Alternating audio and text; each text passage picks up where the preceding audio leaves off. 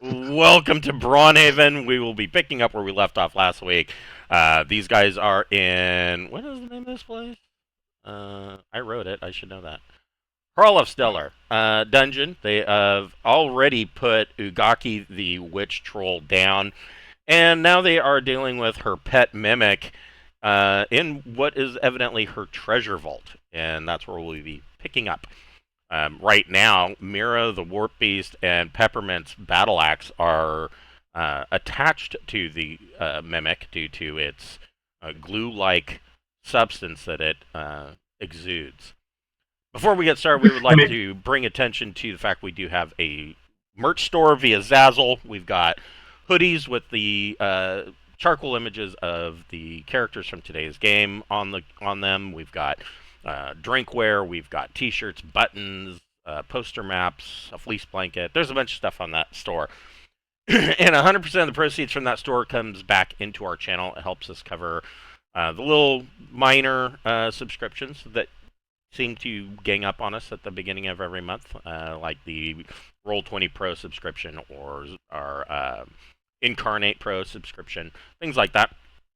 So if you want to help us make ends meet, go get yourself a hoodie, and we appreciate everything you do for us. Yeah, I recommend you go get a hoodie in the middle of summer. And I say that as we are in we're just entering a 4 or 5 day heat wave. Don't foresee a hoodie being in my near future.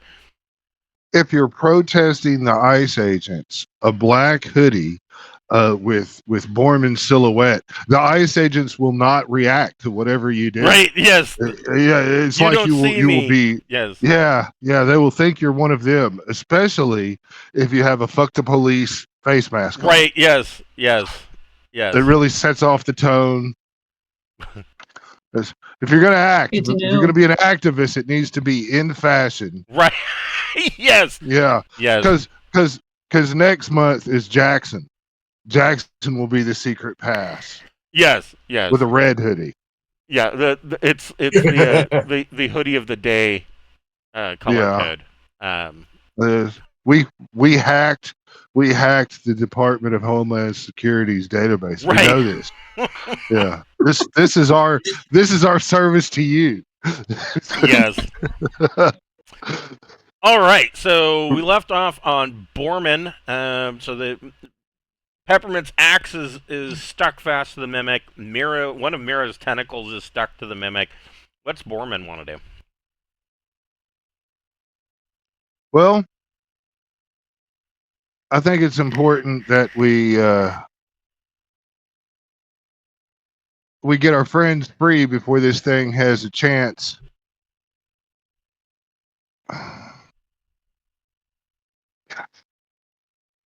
So it's just got all these fucking properties. So essentially, the contact glue, anything touches mimic, is stuck fast by the glue it exudes. They can be released only by killing the mimic. So I mean, Peppermint can let go of her axe, but then she doesn't have an axe. Yeah, Mira, on the other hand, is stuck. How many times does Mira have to die before, Right, yes. 9. It's 9. 9 times, yes. So she's got, what, 7 left? Yep. She's only died once. She just got close to dying another time. Oh, okay. That's true. All right. I want to use the Rod of Lordly Might. Okay. And I'm going to run up and you push stud A, which is the paralysis. Okay. And the mimic will have to save versus spell or be paralyzed for 6 turns. I'm going to remove my charge and then run up on this dude and try to hit him. I don't have to hit him. Is that? I thought he has to make a save, right? Let's see. Let's see what. There's the Lord of Rodney Might. Touched. Yeah. Maybe I have to make a touch attack with it. Yes. So you would have to hit AC 10, or I'm sorry. Uh, Da, da, da. so is it like acting like a +2 Yeah. mace as I try to touch him? And if I touch him, he has to save versus spells. I think it's acting like a wanderous staff. It would just be an attack, but the mimic's AC is only counted as 10 because it's a touch attack. Okay. Is the way I'm going to roll that. Hold on just a second. 21 to hit as I charge forward and do it. Hold Hitting on. save versus spells. I will let you know in just a minute.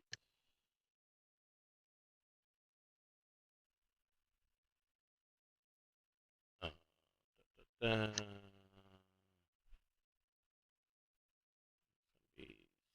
1600 up top. Yes, that hits. And so he needs to make a save versus spell. Yeah. Oh, I was hoping for that 20. He fails. He is paralyzed. There you go. But he's not dead. So they're still stuck. That's fine. You know how it works. It got a lot safer for him. I bet you that. And now the Rod of Lordly Might is stuck to the mimic. I'm fine with that. Okay. What's Goodman going to do? All the way in the back there. Well, there's no threat in there anymore, apparently. Yeah. Let's see. That is area 9.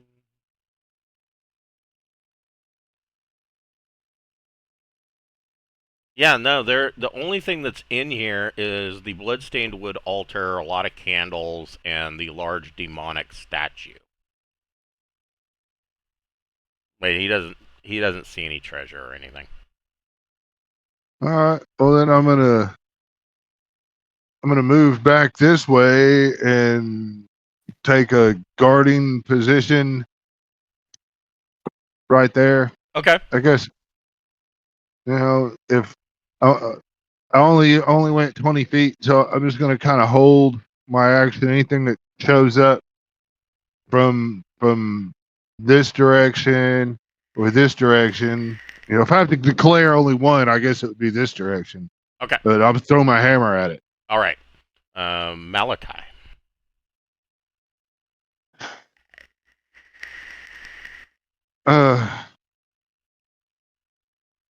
All right, you got me. Magic missile. Okay. 17. Oof. Ouch. Oh, that's a pretty mean magic missile. You ask Let me. me look at this again.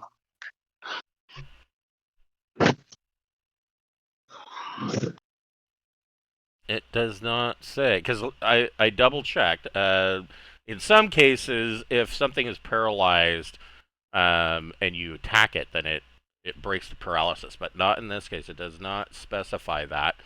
It says paralyzed for 6 turns. Yeah, so it is paralyzed for an hour, and those magic missiles slam into it. Jackson. Yeah. Mira, what are you doing, you stupid idiot? Now I must shoot things at this thing in hopes that you don't stay stuck forever. I will use my +2 crossbow of accuracy with one of my +1 bolts. Okay. I am in the close range, so that'd be a +3 to hit. Yes. And then the +1 is on the damage side, right? Correct. Okay. So +3 +5, so it's 8 total, right? Yes. Okay. That's a hit. Yay! Mira, I'm gonna free you! Don't you worry! Just hang on! D6 +1. Yeah, I don't see how you can fail with this damage. Oof. Ouch. Yes! So you bury an arrow into this mimic, and its tongue flops out onto the floor, and the contact glue on the outside of it just kind of starts to ooze and drip off into a puddle, and Peppermint's axe and Mira are released. Sweet. So this chest Mira rushes not- back to Jackson. is dead. It is a dead mimic. But you've got a pile of gold in the center of the floor, and you have these two other chests. Want to throw a piece of gold at this chest right here. Okay. He's gonna kind of come over here and scoop it up and just nail the shit out of that chest and see if it mimics. It does not. Hey, Okay, well good. then, let's look for traps. That would have been funny, though. I could have put 3 mimics in here. Yeah. Well, we're not gonna get hit with them all the same fucking way. I tell you that. I don't know. I don't remember. I don't know if Cameron remembers this, but when we were playing at the store, there was always the kids that were like, every chest, they're like, "It's a mimic." It's not a fucking. I think I used a mimic I think this might be the second time I've used a mimic in the past 20 years. I just don't use them very often because mimics are fucking hardcore. You when you initially run into them, you think, oh well, that's something that you'll throw at a first level party. No, they're like a ninth or 10th level party. You make them so that way you run the whole game, right? Where you're like, okay, you're gonna need to tell me when you take shits and stuff, and once a day, I want you to tell me where, and then you get them into a dungeon or something where they have like some little sitting holes, made into a throne, and when someone sits on the shitter, it's a mimic. No, see, for the outhouses, I always put an audiog at the bottom of the fucking outhouse. Oh, Yeah. That's fun. Cameron's like, yeah, I know. All right. So what is Borman? You're checking for traps? Yes. You do find I a rolled. trap. Ooh. Well, we need what kind of trap? Where you put the key into the lock, behind the locking mechanism, you see that there is some kind of little nozzle, like a little brass sprayer. Oh, it's gonna poison gas thing. So yeah, I'm gonna try to disarm that. Okay. Which I barely made it unless I take a minus. Nope. But You are fine. thank you. So are you. You disable the trap. Right. And then is it locked? It is locked. No. Okay, so No, it ain't you locked. plug up the nozzle and you pick the lock. The rest of the party, it has been an hour. It is time for you to take your 10-minute break so everybody can kind of smoke a cigarette and stand around the jug of endless water and discuss the day's events. Foreman will not stop until the looting is completed. It is literally the most important aspect. Right. Yes. This is of what they're doing. your Yeah. entire reason for existing. Yeah. In this, there are 500 platinum pieces. Hell yeah, Brian. 500 platinum. And I gotta Nice. add this up. So excited when I gotta write stuff down, aren't you? Whoops. I do, because I don't have to. Oh yeah, I gotta give you. Well, you said we're off next week. Correct. Okay. Yeah, we will be off next week because I gotta do prep for the surgery, and then we will be back the following week. Yeah. I'm assuming we'll be back the following week. I better be fucking over the effects of whatever this is by Friday or Saturday. I mean, well, if I come out of this and I'm crippled for another week, I'll let you know. But I'm gonna be unhappy. If we need to spend money, I've got so many fucking gems. It's cool. And I can keep and just tell you what we picked up while you were gone, and you just add it to the horde. I mean, I might be able to play on the 26th, but if not, I'll let you know. Cool. Okay, well that's cool. Yeah, cool. I figure you'll be in touch. So, There Yeah. are Yeah, yeah. 1,000 electrum pieces. Love it. 1,000 electrum. There is 400 copper pieces 400 copper. Mm. for a whole whopping Not quite millionaires yet, but we're getting close. I'm just playing. 4 XP. Millionaires in copper. And laying just slightly buried under this pile of coins is a trident. Ooh, this will give you fresh breath. Yeah. It's recommended by doctors. Yeah. Uh, I guess. Anyone feel like picking Just- it up? Well, Borman will pick it up and take a look at it. Rolling. Ooh, let's. What is Borman's IQ? That is his intelligence. so I have a 12 intelligence. Ah. So yeah, I made an intelligence check if that helps. So, Borman, you pick this thing up and are kind of looking it over, and you immediately have this deep longing to immerse yourself in deep water. Shit. Yeah. Shit. We don't have that, do we? Am Is I there any cursed deep with it water or nearby? something? You are. Okay. So, I need to give him the ring of water breathing in the meantime, then.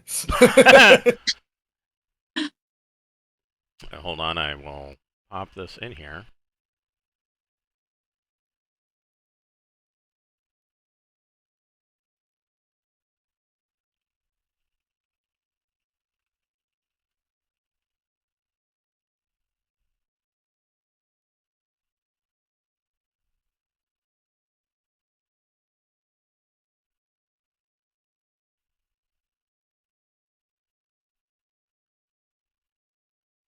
And here you go.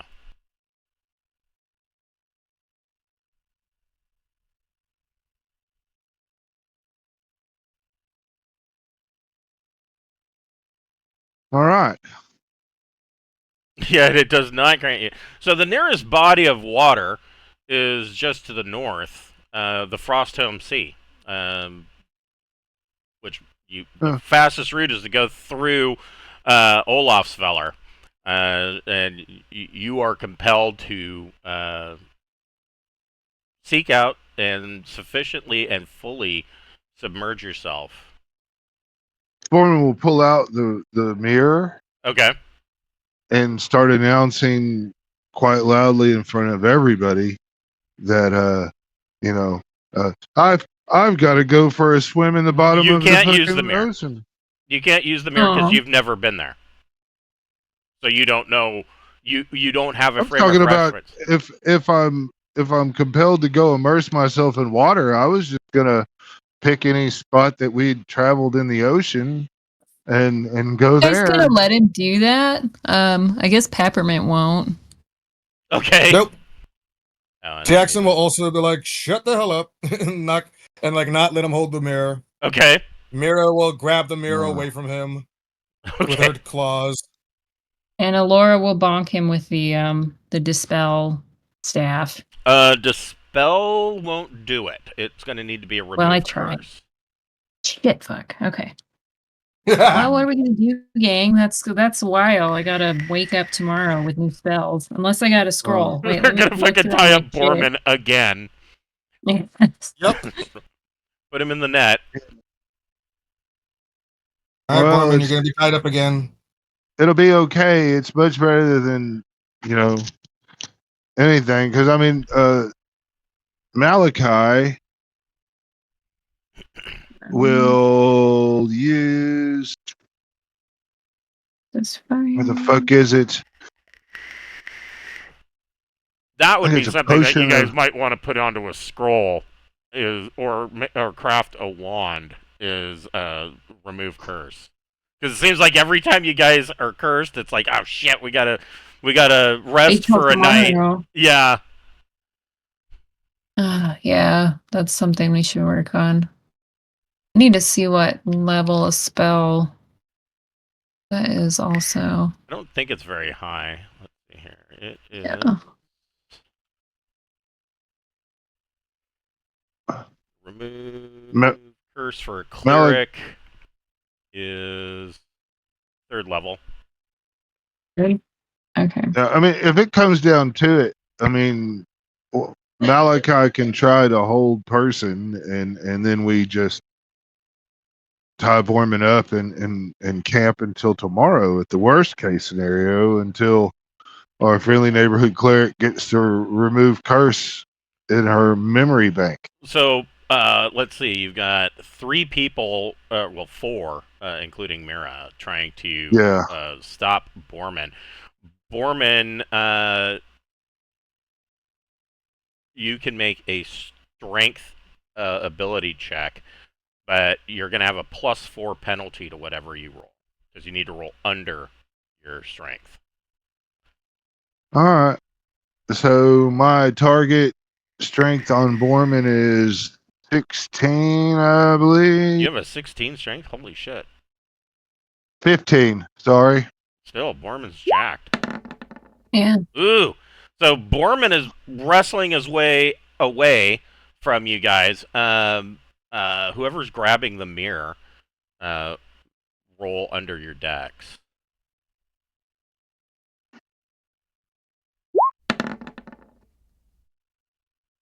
Well, it looks like Dentry got That's it. good.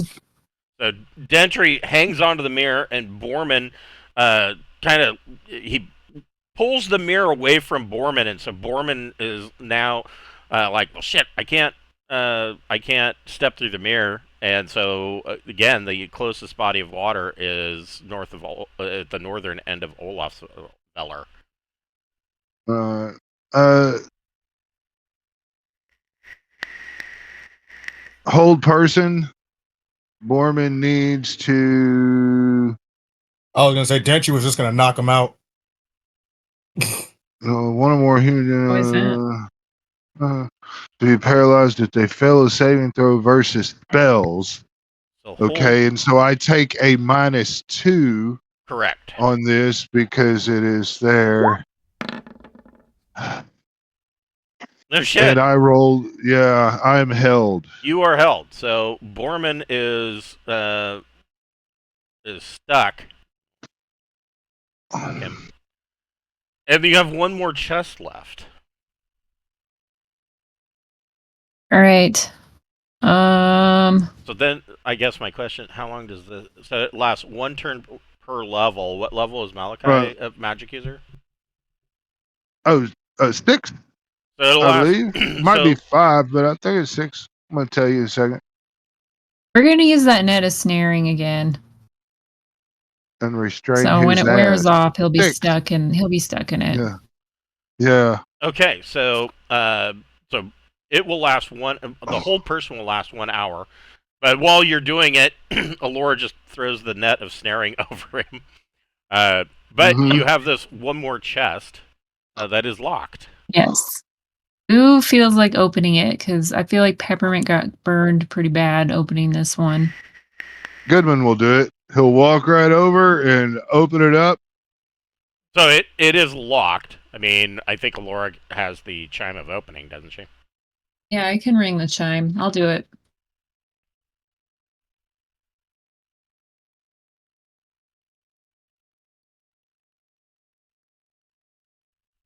We're halfway through the chimes available. Okay, so she Well, that's still a taps lot. it, bing, and the lock goes click and opens up. Nothing happens. In here, there are 2,000 silver pieces. Nice. Here. How many silver pieces? 2,000. Shit, sorry. That was that distraction I was talking about. No problem. No problem. There are 2,000 silver pieces, and you see that there is. Let me look at the description of this.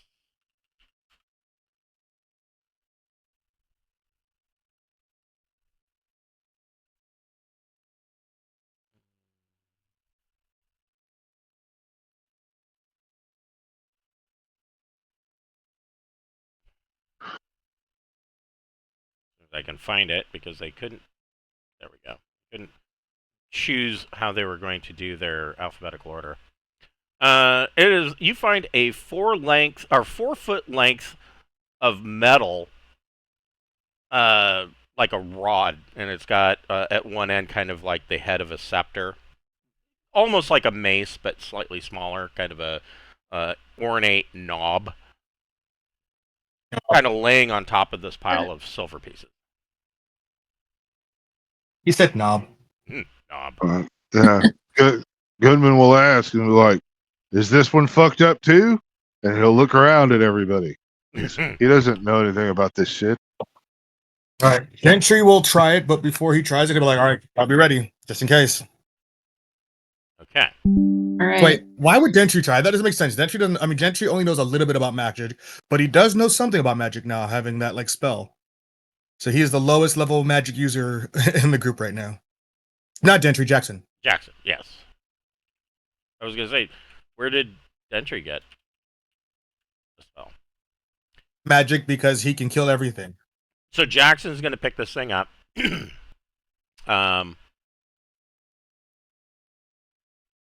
Just picking it up, Jackson can tell that this is counts as a it's very light, very balanced. It would act as a +2 magic item, dealing 1d6 damage. It can also be thrown. This thing is special, y'all. It's magic, and I'm pretty sure I could throw this and it would like do like Daredevil's thing and bounce around the room and come back to me. Jackson, make a wisdom check. You want to roll under your wisdom. Yeah, Let's see that if has that's under my wisdom. It's always a question. Yes, it's under my wisdom. Yay! As you're examining this, you run your finger over it. There is a word in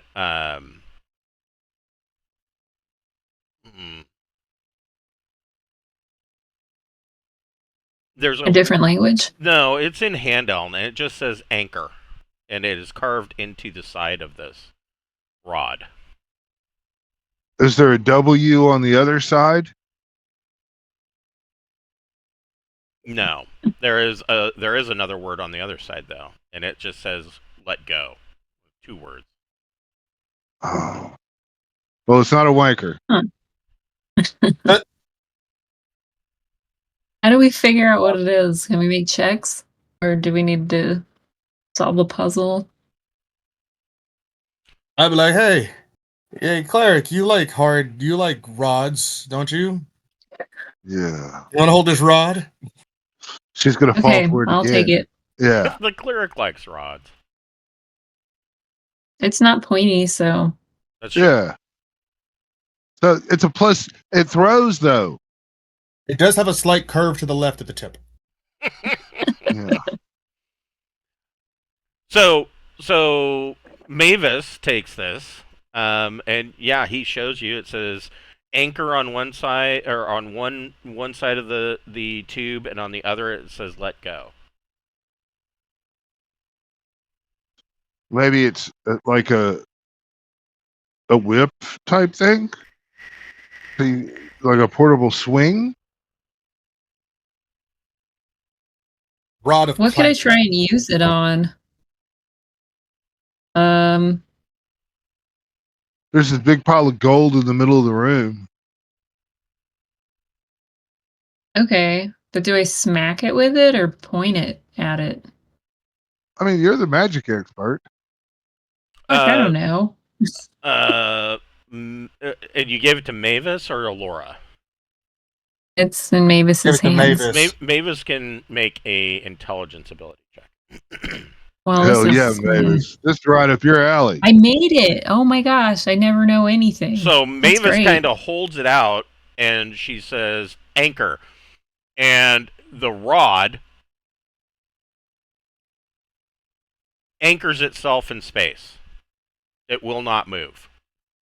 It won't drop Oh. anything. And then she says, Whoa. let go, and it lets go. This is an That's immovable cool. rod. Immovable rod. Yo, so that could be like Thor's hammer almost. Yeah. Dang. Does it come back? It does not.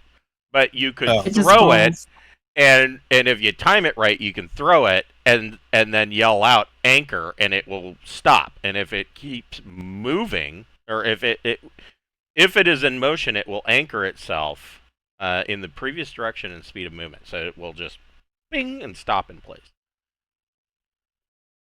So like if we're riding on a boat going real fast and someone's riding a dragon and they're going really quick, you can throw it up and then anchor it in the air Right.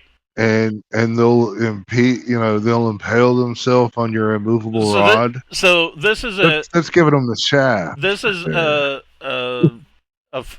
in my opinion, this is a weird description for an immovable rod. So, and I don't remember ever running into it in the early days of D&D. So I don't have a frame of reference. My guess is that this was taken directly from basic expert Dungeons and Dragons. And it's very strange because all the immovable rods I have run into are post first edition. Actually, they're probably post second edition. And the way those worked is that when you would anchor it, the rod would extend and jam into two sides of something and anchor itself in place. Usually with those, if I remember correctly, they also had a third command that would cause it to drop like a rope ladder. So you could jam it into place, drop a rope ladder, and whoever was down below you could climb up or something like that.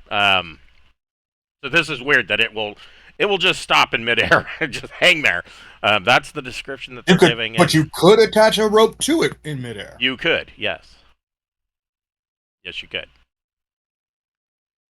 That's pretty cool. That's got uses, But yeah, that's 1d6 with a range thing still screams Mavis in my opinion. Yeah, it's 1d6 plus 2. Right. But it's a ranged attack that doesn't. It's better than the sling. That's true. That's true.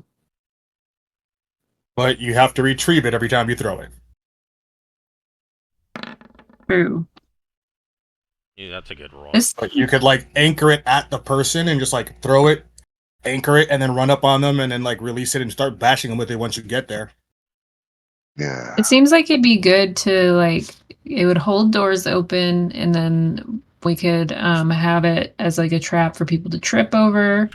Yeah. Or if we run trying to into a think trap, what else. the whole door. Sorry. Yeah, like you said. And Sorry. It's very I useful. literally just repeated what you said. Yeah. The pile of gold, there is 4,000 gold pieces. Yeah. And It's good stuff. 4,000. And there are 18 gems worth 50 gold pieces each. Damn it. nice. Got me. All right. I am going to open up a 50 gold piece gem store. You said 18? Yep, there's 18 of them. Give me 1 second, I'll be right back. I now have 706 gems worth 50 gold pieces each. It's a good amount Assorted. of gold. Huh? After that huge chunk of gold that we gave up way back, we're back up to 140,000 gold pieces. Yeah. And then on top of that, I mean, I've got some choice shit too. I've got several pieces that are worth 1,000 or 1,800, 1,300, multiple pieces of jewelry worth up in those ranges. I mean, I've got lots of shit worth 500 gold pieces. Really though, my number one item is that 706 gems worth 50 gold pieces each. That's a lot. That is a lot. Yeah. And then I got a lot of random miscellaneous items and shit. Like the solid smushed sheet of gold casket lid. Yeah, that. That is important. pretty happy. My kid is moving into a new house, and he dropped off a nice soft chair, and ottoman, and dresser for me to have. So yeah, I can. You're That's gonna be cool. comfortable. Yeah, I've been using his old bed, as a place to put my clothes. Like it just began to get this huge pile of clothes, and now I had to fold them all to get rid of the bed. But now you don't have any place to put your clothes. Oh well, I mean, there's lots of cushions and shit. It's a big chair with an ottoman. I mean, Yeah. it's nice size. So, that you have looted this dungeon. The only room you have not been in is this one. Well, we haven't looted the witch. There's We nothing in haven't there. gone in. Oh, Yeah, she didn't have nothing on her. all that Goodman saw in here was the bloodstained wood altar, a bunch of candles, and this demonic statue. Oh, and there was nothing on her person. No. Oh, Okay. actually, yes, it's in here in the pile. Glad you brought that up. So she.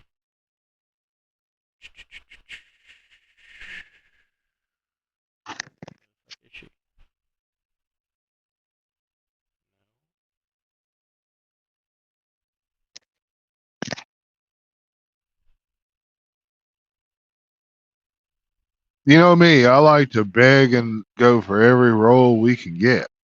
Oh, there she is. Okay, so Yeah. F.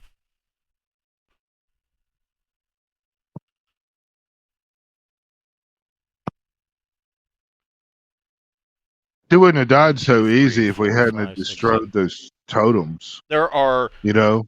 7 rolls, so everybody gets 2 percentage rolls, and somebody else will get a third one. Oh. Who wants to make the first percentage roll, or make your first 2? All right, here, I'll do my first 2 and get out of the way with 46 and 90. Neither one of those are anything. Well, that's wonderful. 53 is nothing. A 1. one. Hell yeah. that What I'm that, talking about. that strikes gold. Again, if a 1 wasn't, I'm rage quitting. Yeah. Yeah, no, I call foul on that. That doesn't hit. There are 10 pieces of jewelry. Oh, it's up my alley. Damn. 10 pieces of jewelry worth 1,500 gold pieces each. Oh man, what a score. That's great. That is an awesome score. Oh, hell yes. So you said there's 10 of them? Yes. Awesome, because I have 1 worth 1,500, and now I have 11.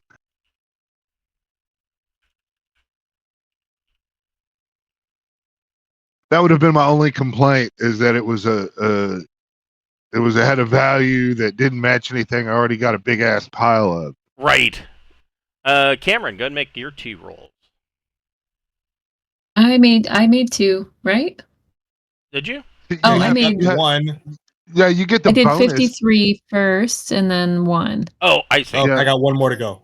Okay. I did a 96, so I got 1 more. Okay. 74 74. is nothing, and there's 1 more roll. I was gotta go to has Cameron. to She do rolled it. a 1 already. Yeah, Okay. yeah. I mean, 27. See? Yeah. yeah, we Yay. called that right. Yeah, that was our Ooh. vibing with the mystic force of all universes. This is a good one, too. Dice. There are another 2,000 platinum pieces.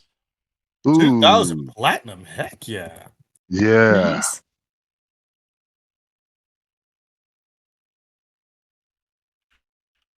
Yeah, that's better. Now it's looking like some real loot. So, like I said, this is the only room you have not checked out. Well, we need to carry Borman in there and Just Check drag it it out. behind you. right. Yes, I guess Entry will Pepperm- just drag him by his foot. Yeah, Goodman will grab him by his arm, grab an arm, and if We can just Entry leave him grabs here. him. He'll be fine, you guys. I'm sure of it. Put him in a That's chest. my opinion. You could always taunt on him. Just cut the mimic open and stuff him inside. Yeah. Ew. That's so mean. You'll be warm in here. It'll be so like sticky and disgusting. Why am I covered in goo? There. Yeah, we're all gonna kind of come up in here and look around. So this chamber, there is a large bedroll. There is a pretty good sized campfire going, and you see that over here there is what appears to be a small shrine. And this is like a camp. I mean, there's the 12-foot domed style ceiling. And the top 1 foot of the cave is covered in a thin, foul-smelling smoke that's coming from the peat that's being burned in the campfire. It is large, by human standards. And you can see that there's a small pile of bricks of peat that are next to it that she was using to burn in the campfire. And the whole cave kind of smells musty and swampy with the smoke. Next to the campfire here, there is a pot with a stew in it that looks like it's made of beets and turnips and entrails. And then there is this small shrine. And on the shrine, there is a smaller version of the demonic statue. And there's a small candle that smells. It smells pretty bad, like rancid fat. And there is a spell book. Goodman will destroy the little statue. Okay, the statue is made of. Goodman's gonna have. He's gonna have to hit it a couple times because it is made of solid gold, worth 2,000 gold pieces. Melt it down first. We'll have to heat that fucker up, I guess. So I'm just gonna put one demonic statue. Send it back to the base camp and have them melt it. That's what I'm gonna do. But right now, it's a demonic statue worth 2,000 gold pieces. If we muggled it down into gold pieces, which we have we have a mold for those. That's right, you do. You do have a mold for coins. Yeah. Yeah, you could officially be counterfeiters. It doesn't necessarily have to be gold. You could make, gold-plated tin coins. These feel a lot more like... Yeah. Borman doesn't hear that, but everybody else has agreed to not. I'm hearing the voice of God telling me to counterfeit coins. Yeah. Mavis will do this. It'll be like, we must counterfeit lots of gold. Alora and Malachi and Mavis can make intelligence ability checks. Malachi... Alora gets a -2 to the roll. Alora makes it. Yeah, Mavis did not. Yeah. Okay. Malachi made it. So Malachi and Alora recognize that the spell book that is on the shrine is a book of witch spells. Ooh. Let's take a look at those. Yeah, there's your stand, and there's your northern witch. This spell book, the northern witch. This spell book has up to 5th level spells. So 1st level, it has Charm Person, Detect You're Magic. writing this down?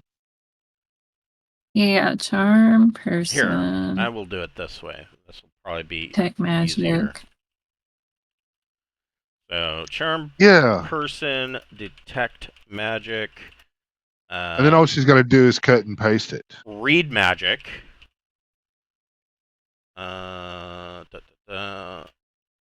She's right. Alora's Witch Lightning.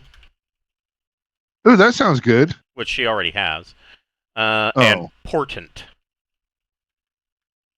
He's using it enough Important? time that other witches are learning it now. Yeah. Second level, it has Detect Invisible, ESP, Hey, Red Mist, yeah.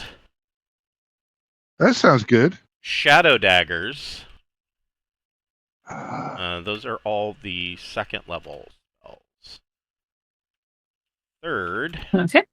level, Blindness, Deafness, We're going all the way to 5th level, Cam. Mm-hmm. Clairvoyance, Flame Walk, and Obscure Object.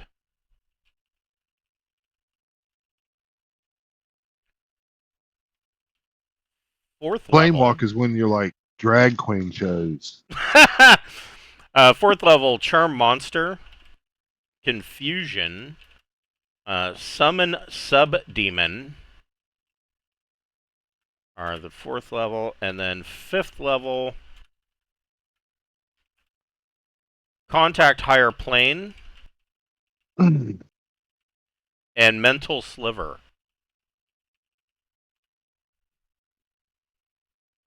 Now, of these, Witch Lightning, Blindness, Deafness, Portent, Red Mist, Shadow Daggers, Flame Walk, actually, Obscure Object, Summon Subdemon, and Mental Sliver are in the Treatise of Magic and Spells. I don't know, though. Okay, cool. Blindness, So Deafness, if I want find to a say is in spell book Witch. like this, do the spells get used up like a scroll, or do I just They would have if them you available? they would if you cast them directly from her spellbook. You could copy them down into your spellbook. Okay, Now and then I that could just have these available for spell slots later. it could, yeah. So generally, copying it down into your spellbook is a number of days per the level. So those fifth level spells, each spell is going to take 5 days to copy into your spellbook. But couldn't Okay, she got just it. swap spell books? You know? No, Like, no, a spellbook is very specific to the caster. okay. All right. Well, I'll have to do that with some downtime then. That's cool. So, are you guys going to camp in the cave next to the stinky fire, or what are you doing? Probably. It's very convenient. I mean, we have the altar room, you know, or the treasure room. We should Might use not the be. treasure room because it has a door. Yeah. Okay. And let's I put concur. this fire out. Okay. There's no need for all that. And Okay. we'll take all the items and we'll set that trident. We'll not touch it, you know, but we'll like use a rope or something to kind of Drag it scoop back. it away. Right. And we're just going to lay it right here on this altar, just laying right there in the open. And then we're going to relocate Borman down in here. Okay. Because So- he's restrained and So, anybody Gagged. who's down hit points, you can. Do you want to do some healing first, or do you want to go for the 1d6? Because we could just pass Oh. the ring of regeneration around. So, and I'm going to That's state right. this now, because I mean it will be something that will come into play more frequently in the future. So, our resting rules for 1d3 hit points or 1d6 if you have a witch with you still applies here, but the house rule that I came up with for Castles and Crusades for my home game.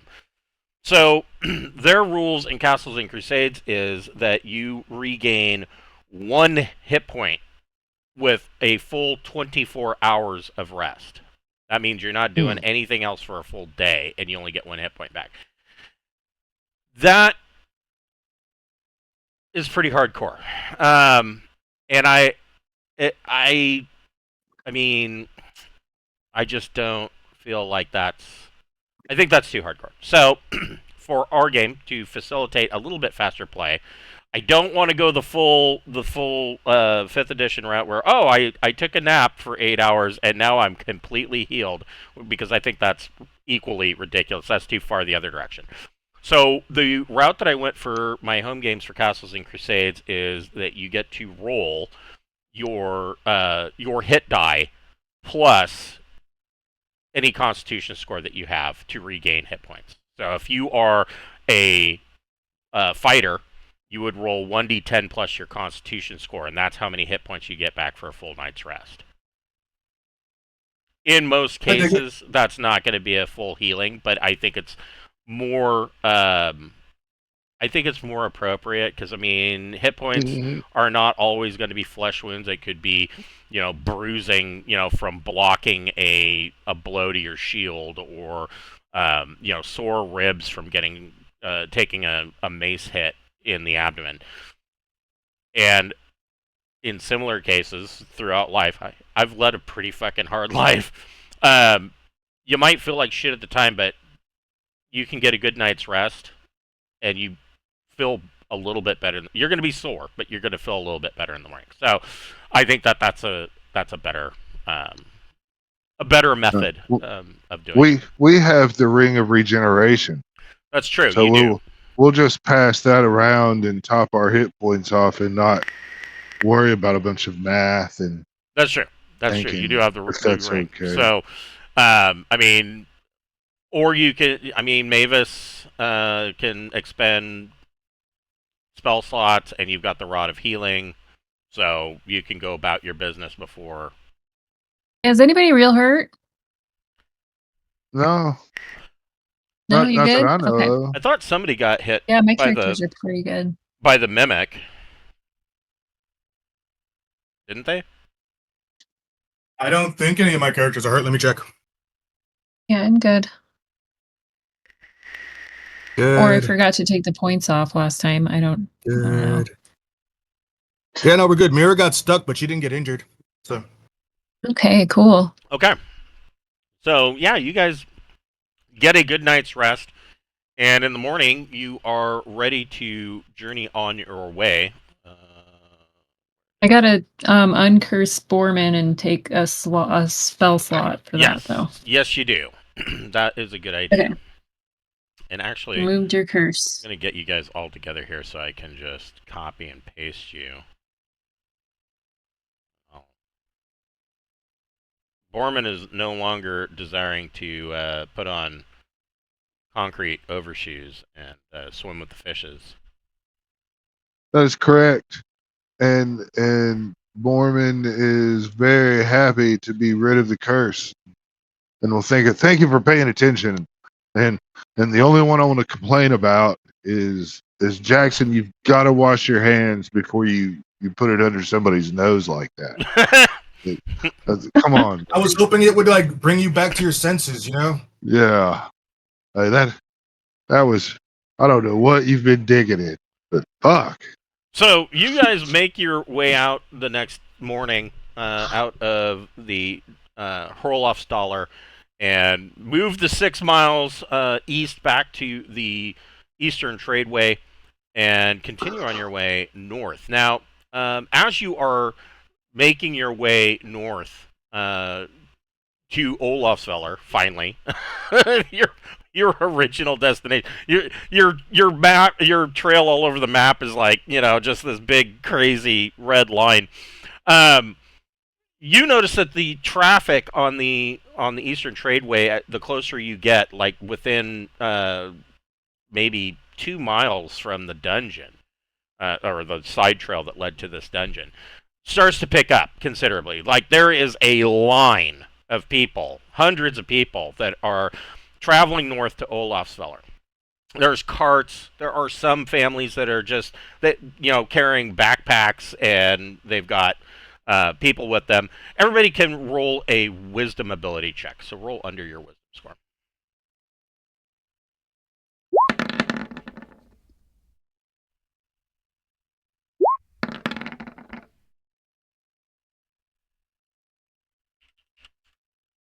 Mavis and Peppermint are wise. Okay. What about Wes's character? who is muted. Malachi and Goodman are wise, and Borman is still bitching about Jackson's ass finger being like just stuck in his nose.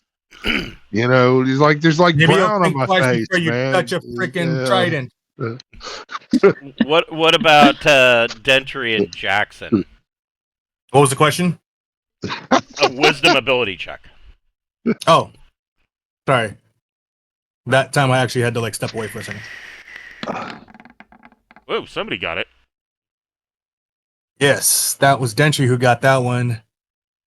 Jackson did not. Okay, so those of you that got it, you can see that of these people and some of the carts that are being the carts are being pulled usually by oxen. But even some of the people that are they don't have a cart, they're just carrying.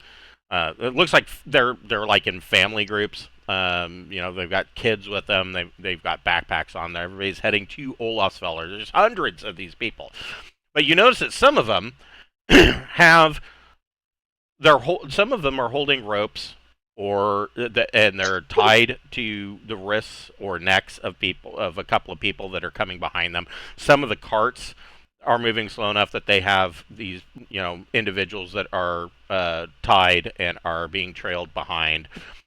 In other cases, there is no rope tied around some of these individuals, but you can tell that they are probably slaves because they are dressed shoddily. They're wearing, of course, they're wearing furs and whatnot to protect them from the cold, but they are not of the higher quality that even some of the farm people or peasants are wearing.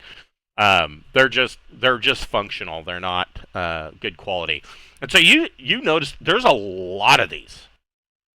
There's a lot of people that are coming with slaves. Not everybody, but there's a lot of them. I would say that probably a good half of the people that are currently traveling to Olafsvellir are bringing slaves with them.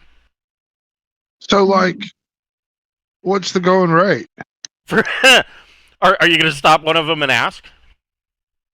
Well, I mean, I want to run it by the crew, but I mean, I have a shit ton of gems and shit. If I could buy a bunch of slaves, could we send them to Braunhaven to live there and not be slaves?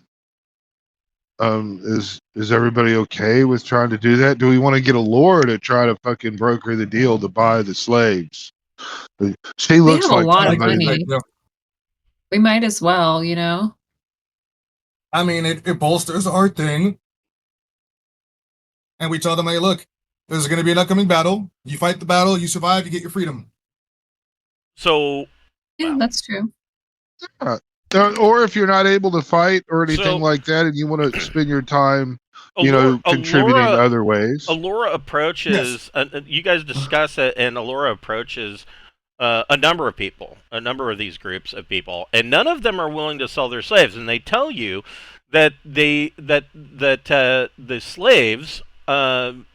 They tell you quite joyously that the slaves are going to be sacrificed at the Festival of Aesa, and of these people, of the slaves, probably about 2/3 of them are quite. I don't want to say. I guess joyous isn't the right word. Honored. Content? They are honored to be sacrificed at the Festival of Aesa. It is a great honor. Most of the slaves will tell you, 2/3 of them will tell you that, it is the highest honor to be sacrificed to the Stone Mother. Well, all right. Fuck them. We tried. Yeah. Man. I mean, if they want it, bad. then, I mean, the ones that don't want to be it, we'll try to broker and see if we can, buy those guys off under the argument that they don't want to be sacrificed. But if this is like just against their culture so much that none of them are done. That I mean, guess that's what, there are some of them that that are not thrilled with this idea, right? Um, of those, in every situation, you can tell immediately that they are not. They are probably not from Stygina. They are outsiders that have been probably taken in raids and brought back to Stygina, or they are enemy warriors of another town that they lost, and so they're not. On the one hand, it is a great honor, but on the other hand, this sucks because I don't get a chance to reclaim my honor, etc. But the vast majority of those that are not thrilled with this idea are from other places aside from Stygina. But most of the slaves are very honored to be considered for this. And so, as you follow this procession of these hundreds of people, it kind of starts to bottleneck and the traffic slows down because you are coming to the gates of Olafsvellir. Hold on a second, I won't. Where is my party icon? And so when you get to these gates, there are a number of gates that lead into the walled city, and they lead up to Olafsvellir is up on a plateau. And the roads that lead up to these gates are kind of icy and a little bit icy and slushy. And in order to facilitate easier traffic to get up to these gates, they have basically carved kind of stairs in the slushy ground that are in switchbacks that come up to the gates of the city. And I mean, this is a pretty large metropolis. This is the largest city that you've seen in so far in your time in Stygina. And it is up on the plateau and kind of overlooks the Frostdome Sea. And it is, of course, snowy and icy here and cold. Even this is midsummer. And it's still cold up here. And you coming up to the gates, you're not bringing slaves or anything. Although, so you get to the city gates, and the guards, you can see beyond the gates, and this area here, you can see that this is an area that. It looks like there's a lot of market tents. And looking beyond the gates, it's the same thing. The entire city, the roads, everything is nuts to butts people. There's people all over the place. And just milling about. And you can hear almost everybody that you see beyond the gates inside the city that is milling around. They all have drinking horns. A lot of them are taking something out of a little leather pouch and sprinkling it in their drinking horns and then drinking it. Everybody's drinking. Everybody. It is a festive, lots of laughter and craziness going on. And you get to the city gates here, and the guards tell you it is 1 gold piece per person to enter the city. And, Fair enough. And the guards look at Peppermint and Dentry and say and tell Alora, it is only 5 silver pieces per slave to enter. Well, I'm not going to argue with savings. We got a coupon. Yeah, basically, that's how I see it. all right, so that's what 3. It would be 4, 7 or 8 gold pieces total. So it's 5 silver pieces. 5 silver pieces per slave. 1 gold piece per person. So you're talking about 8 gold. Or Yes, 8 gold. Borman will throw him a ruby worth 10 gold pieces and tell him to keep the change and buy some breath mints. He says, "Oh, wow. Welcome to Olafsvellir and the Festival of Aesa. Enjoy yourself." And so they kind of shuffle you through into an area called Market's Gate. They tell you that the guard, as you're shuffling through, the guard says, "This is Market's Gate, the large market in Olafsvellir. If you're looking for rooms, because the Festival of Aesa, most inns are not going to have a room. So feel free to set up a tent and a camp anywhere that you like." Oh, I mean, you Just guys are covered where? in, you guys are covered in gore. I mean, you haven't had a bath in a Yeah. long time. You guys probably look like 7 shades of shit. Well, is there at least a place that we can have somebody floss our cheeks for us and clean us up a little bit? He tells you. Well, there. Probably, I bet everything's booked up. No. I mean, maybe That's good. the high-end place might have room. Maybe. But where do the clan leaders and shit go to do stuff? Clan leaders? Well, they, Jarls? if they're jarls, they're probably staying as guests at Eriksvager Citadel, and that is the home of King Kisping is up here. Well, then I guess we need to arrange to get washed up and have audience with King Kisbing.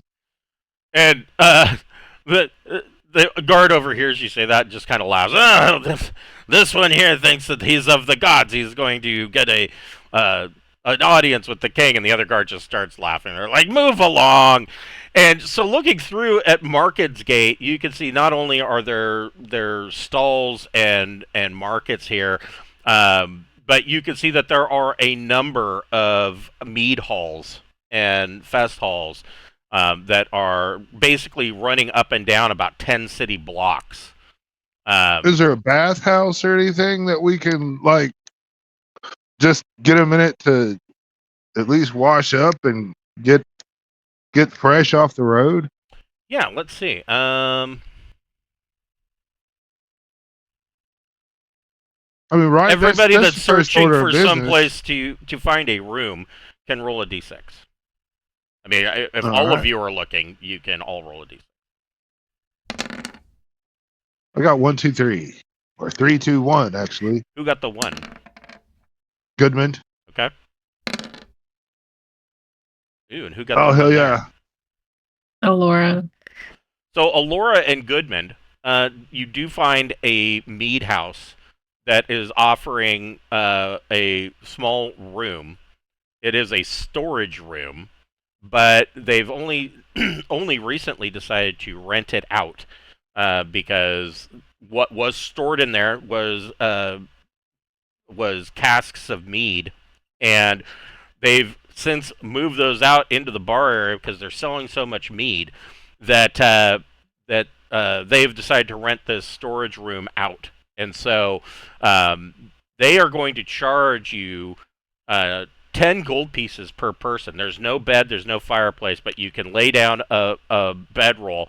And if you want, they will bring in a large wooden bucket and fill it with hot water for you if you want to clean up and take a bath.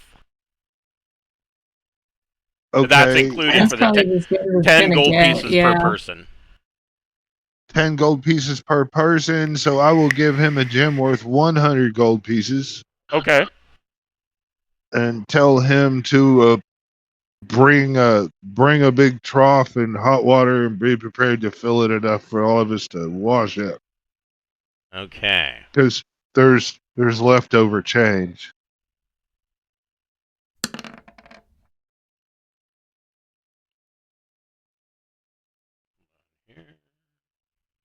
Does the brewmaster want to try to sell some of his shit? Me? Well, yeah, you're a mead man. Oh yeah, I got some meads. I got mostly recipes. I haven't had a lot of time to do the brewing on the road. I'd have to open the mirror to go back to the castle, but I do have some there. I don't know how long we've been traveling. Have I had enough time to actually have a proper brew come through?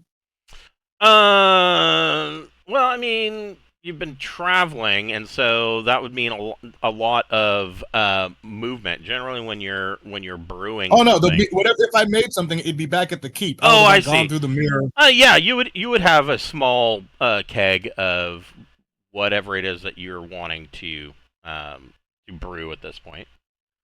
And I definitely have a flask that is full of the spiked mushroom stuff. Okay. Um, Yeah.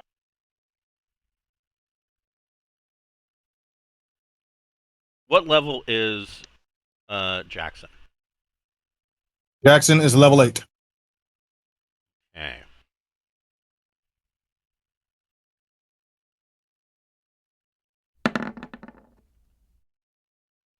So Jackson, you're kind of moving through this mead hall, and it's packed. There's like no sitting room.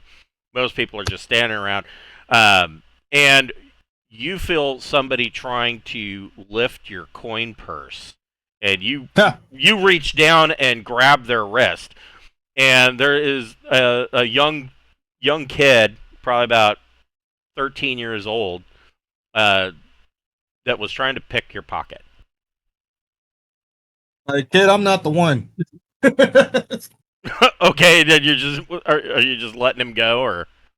No, I'm like, guess what you get to do now? Guess who's a servant for my time here?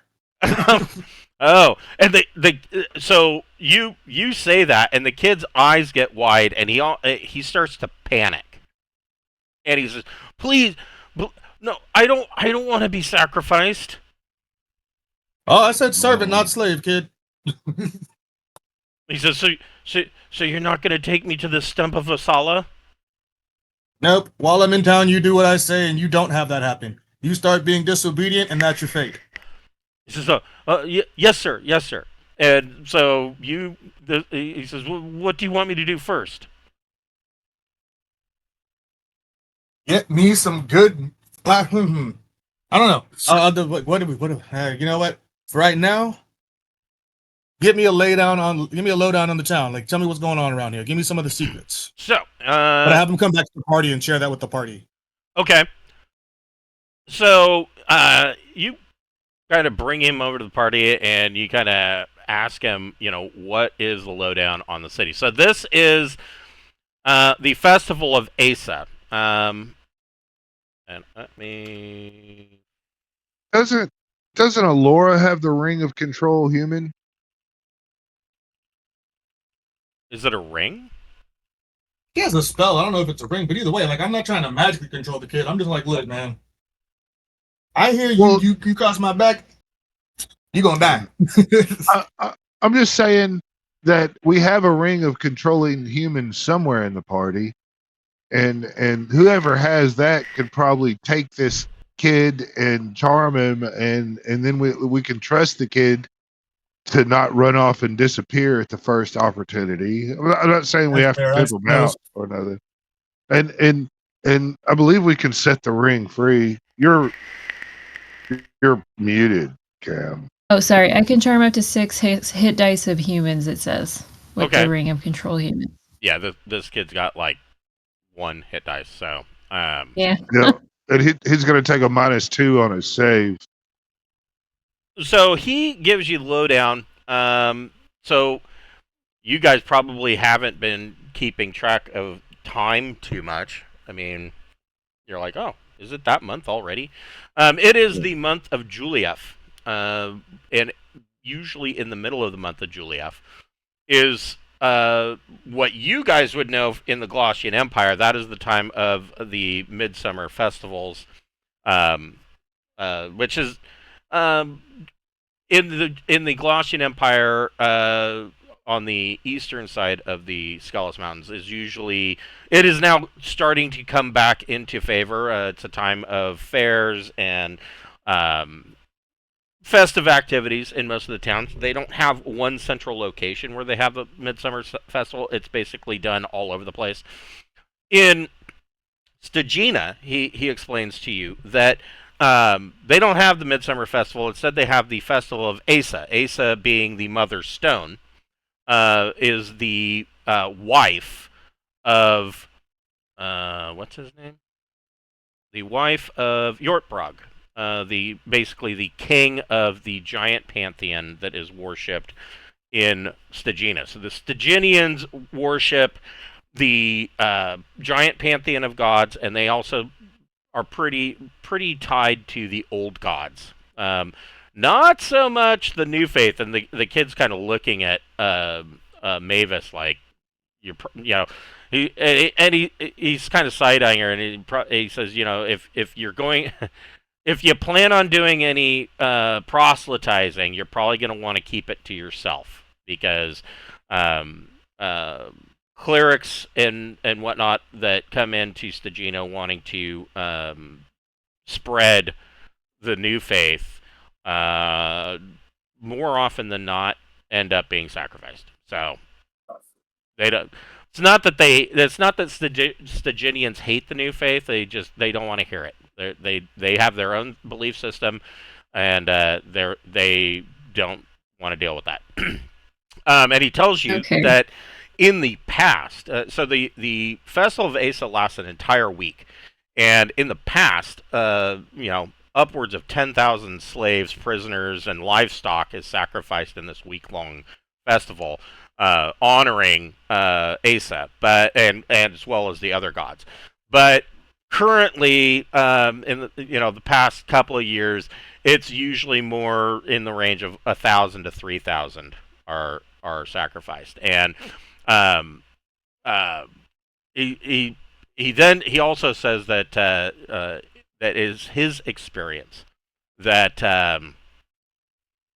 that clerics of the new faith generally have a shocked attitude towards seeing the Festival of Aesa. Like it's so he just says to Mavis, like, you're going to have to be prepared, because you're not going to change anybody's mind. So be prepared for what you're going to see here. But he tells you that during the festival, it is common. I mean, aside from the slaves and whatnot being sacrificed, they are all sacrificed here at number 5 at the stump of Osala. And the stump of Osala is a 50-foot diameter stump of a stone oak tree that the Styginians believe was the world tree in the distant past, and that its branches at one time went all the way up to the celestial palace in the heavens. Its roots are said to go all the way underground and reach as far as the Underdeep. And the stump, it is said to have been destroyed either in the more recently. Not really. It was still 1,000 or 1,500 years ago. It was said to have been sheared off either in the War of the Heavens, or even before that. It could have been during the when the planes collided with one another. Nobody knows for sure. And surrounding it are various smaller stumps that are usually about 10 feet in diameter, and those smaller stumps represent the other gods in the giant pantheon. And a lot of cases, and this would make sense to Mavis, that there is a lot of scholars claim that there's some ties between the old gods and the Styginian giant gods. Like they think that maybe, like, for instance, Montes, the mountain father, might be just another aspect of Aesa, the stone mother. The Styginians think that's ridiculous. They're all their own god, but there is some overlap between the old gods and the giant gods. And the old gods are kind of thought of even as a lesser form than the giant gods. The giant gods are ever present. They walk the earth among us, etc. and he tells you that the sacrifices all take place at the stump of Osala, and these stumps are carved in the Sprogkurt language of the Styginians with prayers to the gods and all sorts of stuff. And this is underneath this 50-foot diameter stump. The roots are kind of coming up out of the ground. There is a temple underneath it, and that is where they prepare the sacrifices. And the slaves and prisoners and even the livestock that are to be sacrificed are taken down there. They are allowed to imbibe, they either smoke it or drink it sprinkled into into mead. It is bumble snort, which of course is hallucinogenic, and so they're high as fuck, and they tattoo them with the prayers of the people, or in the case of slaves, the owners have prayers that are tattooed onto them. They are then sacrificed in a rather gory, bloody manner, and the bodies are burned, and when they're burned, the smoke goes up to the celestial palace, taking the prayers to the gods of the people. And the rest of the festival is pretty much, it's thought of kind of as a religious pilgrimage vacation for most people in Stygina. Of course, not everybody can make the journey for the festival, but most Styginians make it at least, no matter what part of the country they're in, they make it at least once in their lives, usually multiple times. There are some that come every year, but there are many that of course can't make it for whatever reason. But they have the sacrifices run every day for the 7 days of the week from dawn until dusk. At dusk, the bodies of the slaves and prisoners, of course, are burned. The sacrificed livestock are butchered, and they have bonfires, and they give out the cooked meat to everybody that wants some. Everybody is drinking mead. There are bumble snort vendors all over the place selling 1 ounce bags of bumble snort, so you can get high as balls while you're here. Everybody's high and drunk, and it is generally just a really debaucherously good time. So this is the temple district where the temples and the stump is. This, of course, is Market's Gate. Let's see, where's 3? Get back over there.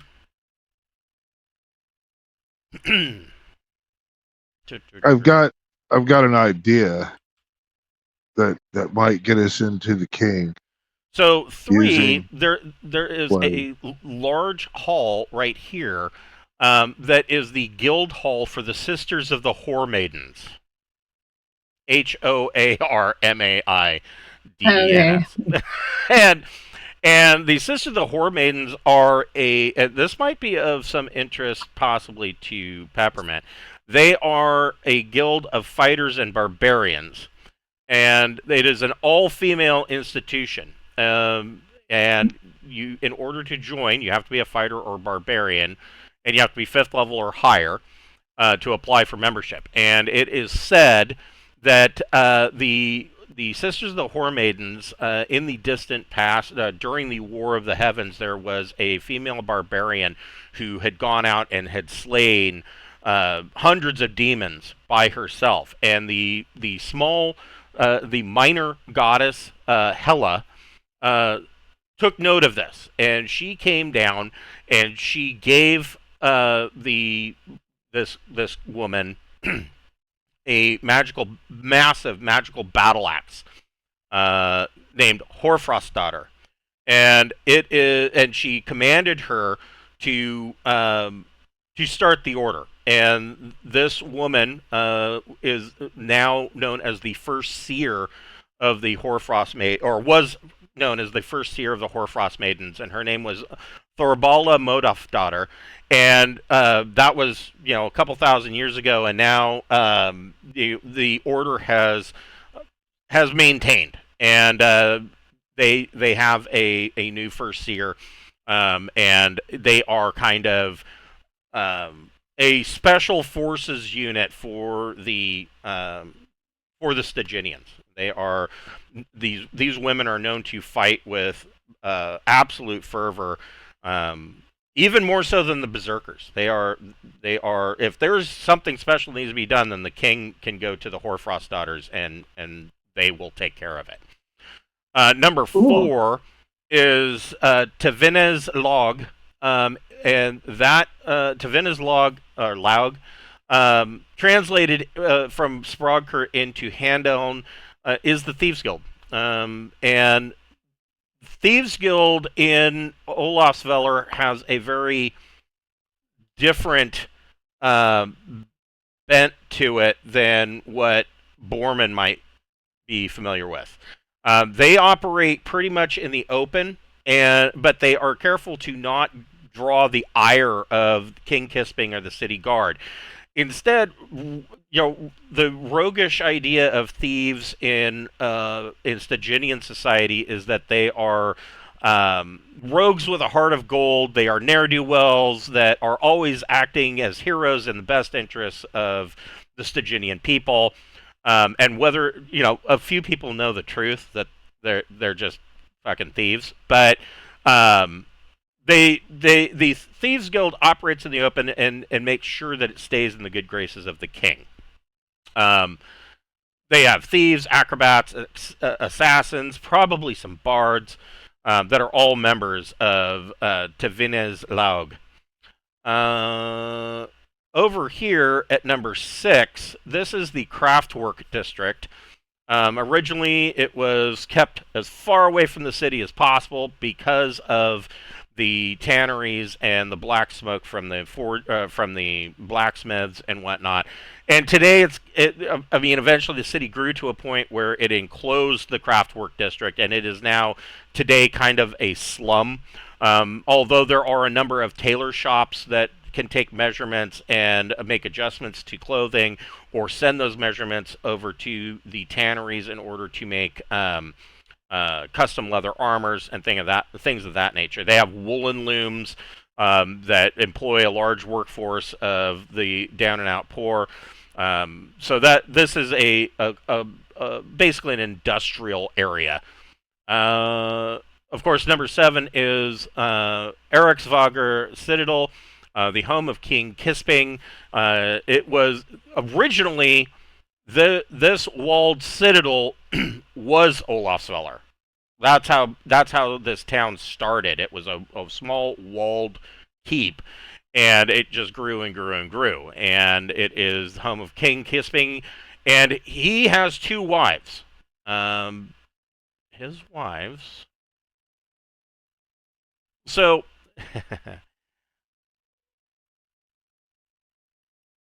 So he has two wives named. I put their names in here. Tofa and Ingun, and they live in the citadel with King Kisping, but neither one of them have been granted the title of queen.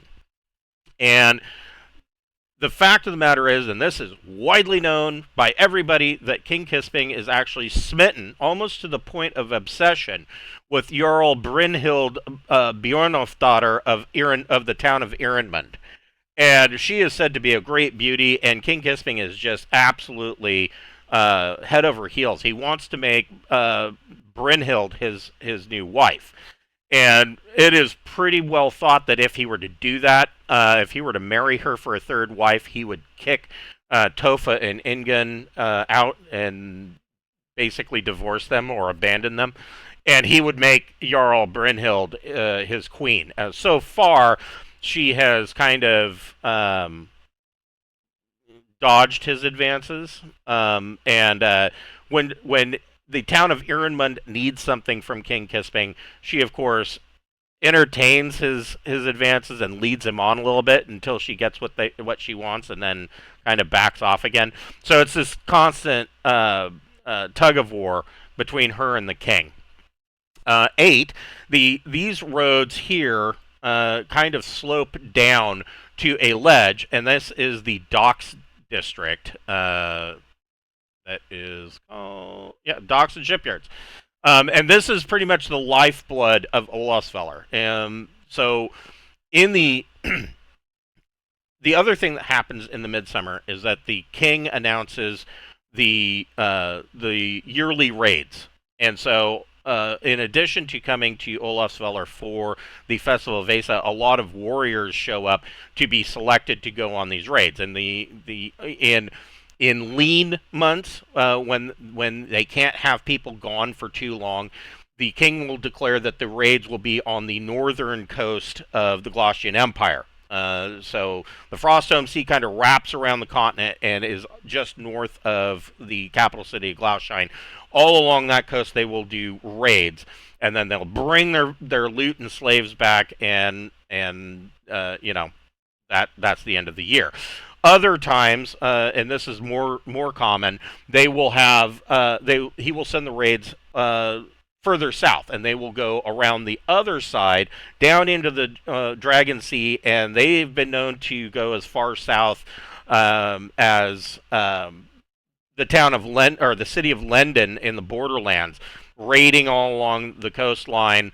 And it's not just raiding; they also do it so that they can do exploration. And there are rumors that Styginians have gone as far as Orentis across the Dragon Sea, and they have actually gone as far south and east as Erebachia, where they have opened up new markets, and Erebashians now make constant trade trips all the way up into Stygina.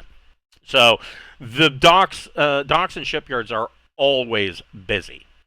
So, what was Borman's idea for meeting with the king? Okay, we've got this little guy that we met, right? Mm-hmm. And he's got to be. I mean, he's got to have like other orphan connection. I thought you were going to say orifices. Yes, he does have two. Oh, right. I went and applied for a job one day, and the lady interviewing me told me that she had 3 openings, and I told her I knew, and she didn't hire me. Terrible. Anyway, I want to get him to go out and get all his little street urchin friends. If some of them are town criers, that's even better. And I want them to go around and boast about the feats, the great feats that we've done all across Stygina. I mean, we've cleared famous haunted places. We've killed dragons and other beasts. We've scattered villages of hill giants. I mean, all that, and I want them to talk about how excited they are that maybe they'll get to see us because they hear that we're in town, and we are such a badass motherfuckers. So they've caught rumors. So yeah, and I will give a 10 gold piece gem to each guy that spends the next, each person that they can bring here. Okay. I will give them that prize of, if they go out and spread the word and really hype it up. So I'll give them a gem. Yes, he can go ahead and do that. In fact, he will notably begin telling all of the skalds of your deeds, and see if he can't get the skalds and bards to come here and write songs and epic poems of your deeds. He says, and the kid says, I didn't. And he looks at Jackson. He says, I didn't realize that I was picking the pocket of such great heroes.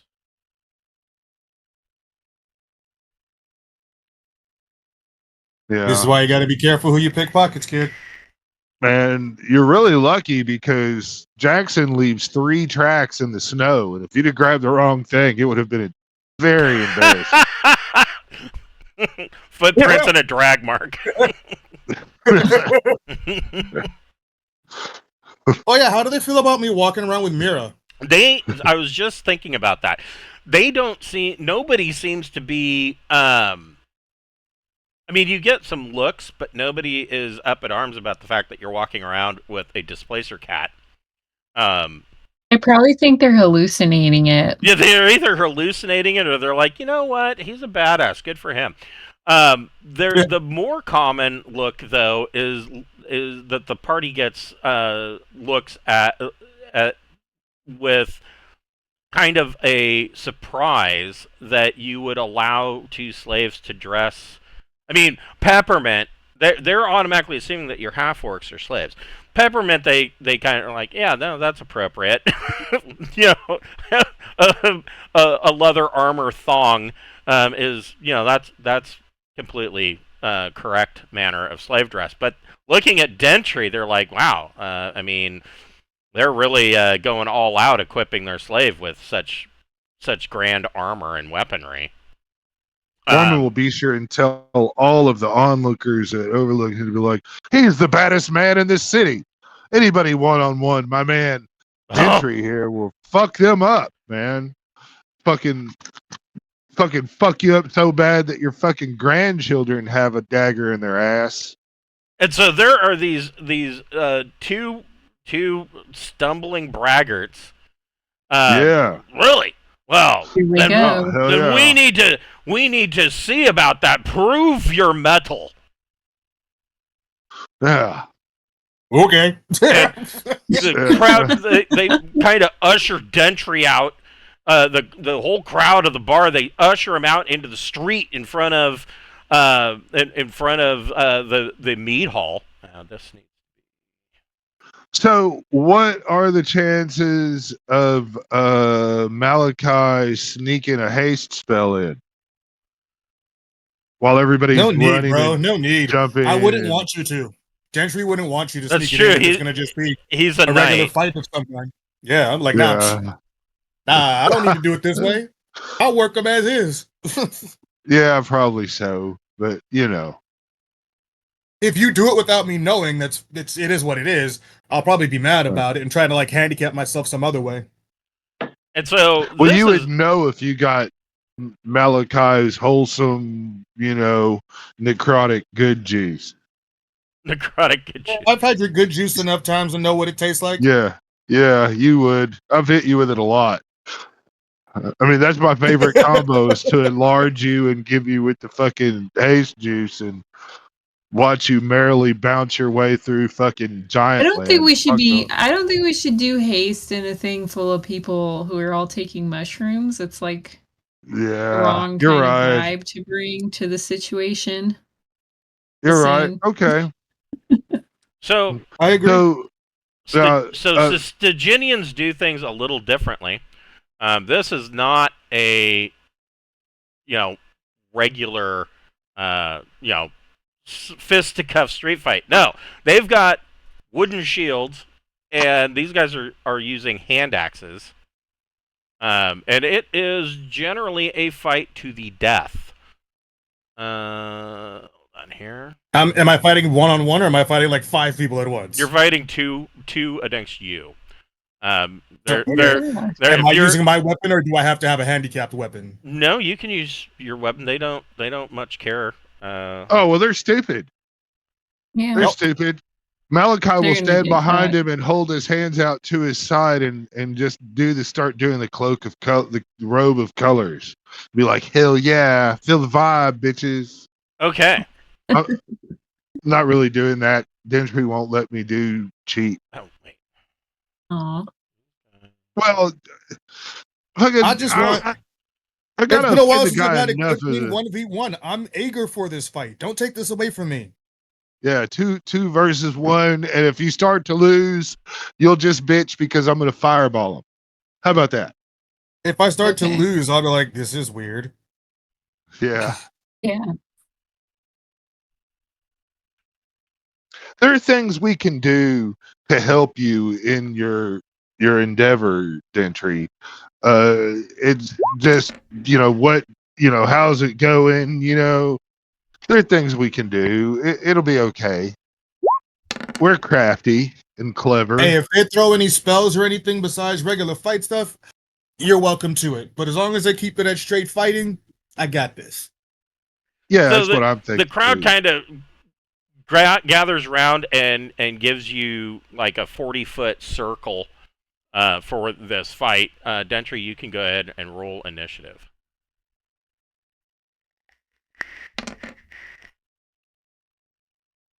You get a 3. That actually works okay for me because my sword when it's in its whole like Venger. And Oh, there's 3 motherfuckers. Oh, I get to fight 3? Okay. not. Hold on a second. Look at me over here. It's like, okay, the more the merrier. Bring it.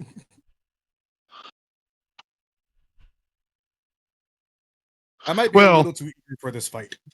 Oh, that's yeah. really Well, I mean, weird. if a third dude comes in, I'm enlarging Dentry. That's how you even Yeah. that. Yeah. Yeah. What the fuck? Salif Giof. I'll just look at them and go, huh? Takes 3 He's of you, from huh? Canada. Okay. They're from Canada. I don't have a problem with Canadians. I had a wonderful time in Toronto. The Ontario place was fun, and the Toronto Zoo is amazing. They categorize the animals by region instead of species. So you'll go like into the African section, it'll be just African shit there. So I mean, it's pretty cool. The Australian part's cool because I got to hug a wombat. But I hung paper Whoa, for the cool. curator of the Toronto Zoo and got a behind the scenes thing. So it was pretty cool. So for some reason, I mean, this is an error in Roll20.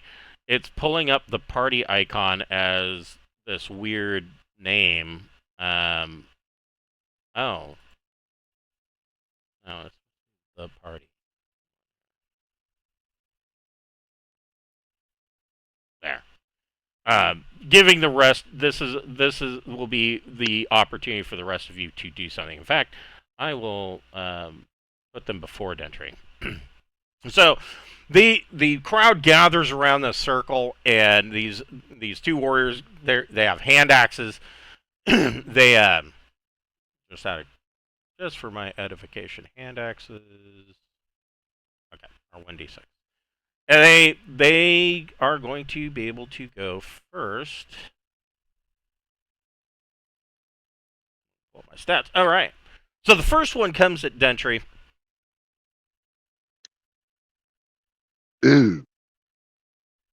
That's disgusting. That was a 23 hit. That was a 23 hit. I believe my AC is 22. Oh, no, my AC is 23, so it still hits, but yeah. Okay. He comes in and kind of bashes right into your shield. Are you using a shield? Yeah. Okay. He bashes his just great force, and you take 1 point of damage as it kind of gets through the shield and kind of bruises your arm, and you're like, oh shit, these guys aren't playing around. The other one comes in. Now he tries to come in under your shield and bring his hand axe up, and you kind of dodge out of the way. You guys are witnessing this. The rest of you, what are you doing anything? I mean, the crowd they're betting and passing money around, and they're snorting Bumble Snort, and I'm watching Throw Dentry's a shit ton of repost. money on me. Bet a lot of money on me. Well, Dentry bet gets some money on me. reposts, right? he does. Yes, I do. You get 2 Yeah. reposts. Right. Does anybody want to put a wager against Dentry? Anybody? I've got a big gem worth. Dun dun dun. I've got a giant necklace worth 1,800 gold pieces. If anybody wants a wager, Yeah, they will match. I guess my man Dentry. They will match that.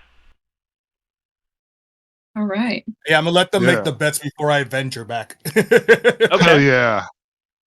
So Matter of fact, I've I'll even I'm not wagered venture. Well, on the first you're round. focusing on combat, so you go ahead and make your Venger. I'm attack. not gonna venture the first round because I want to see what these guys have. I'm like, all right, Okay. Cool. You Okay. missed. One guy Purposely missed, not one gonna guy venture hit. the first- So Borman's betting. What about Yeah, Jackson? What's Jackson doing? Jackson's gonna just talk smack the whole time and be like, if you lose this fight, I will never, ever let you drink my alcohol again. Never mind that like it's a fight to the death. I'm just like, if you lose, you're never getting to drink with me again. Mira's by your Wow. side. She's not moving, but she's very tense, and she's kind of like pawing at the air, and kind of her ears are laid back. She's growling at the fact that Dentry's in a fight and nobody's doing anything. What is Alora and Mavis doing? They're cheering for their friend. That's what they would do. Cheerleaders. They pull out magical pom poms and. Yeah, And what about Peppermint? she's cheering for him too. Everybody's on Dentry's side. He could do it. Okay, Dentry, you didn't do Avenger attack. Are you making attack against either one of these guys? I will make an attack now. I'll be like, all right, cool. You know, you had your. It was a nice little attack you did there. Not bad. I actually felt it. That's better than most. I'm literally talking smack while I fight. Like, oh, you actually hurt me a little.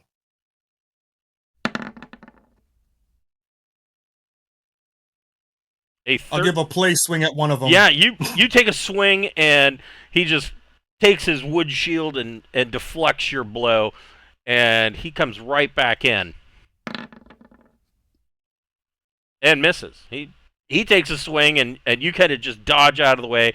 The other one, seeing that you've dodged, tries to come in, and he barely misses with a 19. He gets close, but you kind of deflect with your blade. What's the party doing for now? Anything different?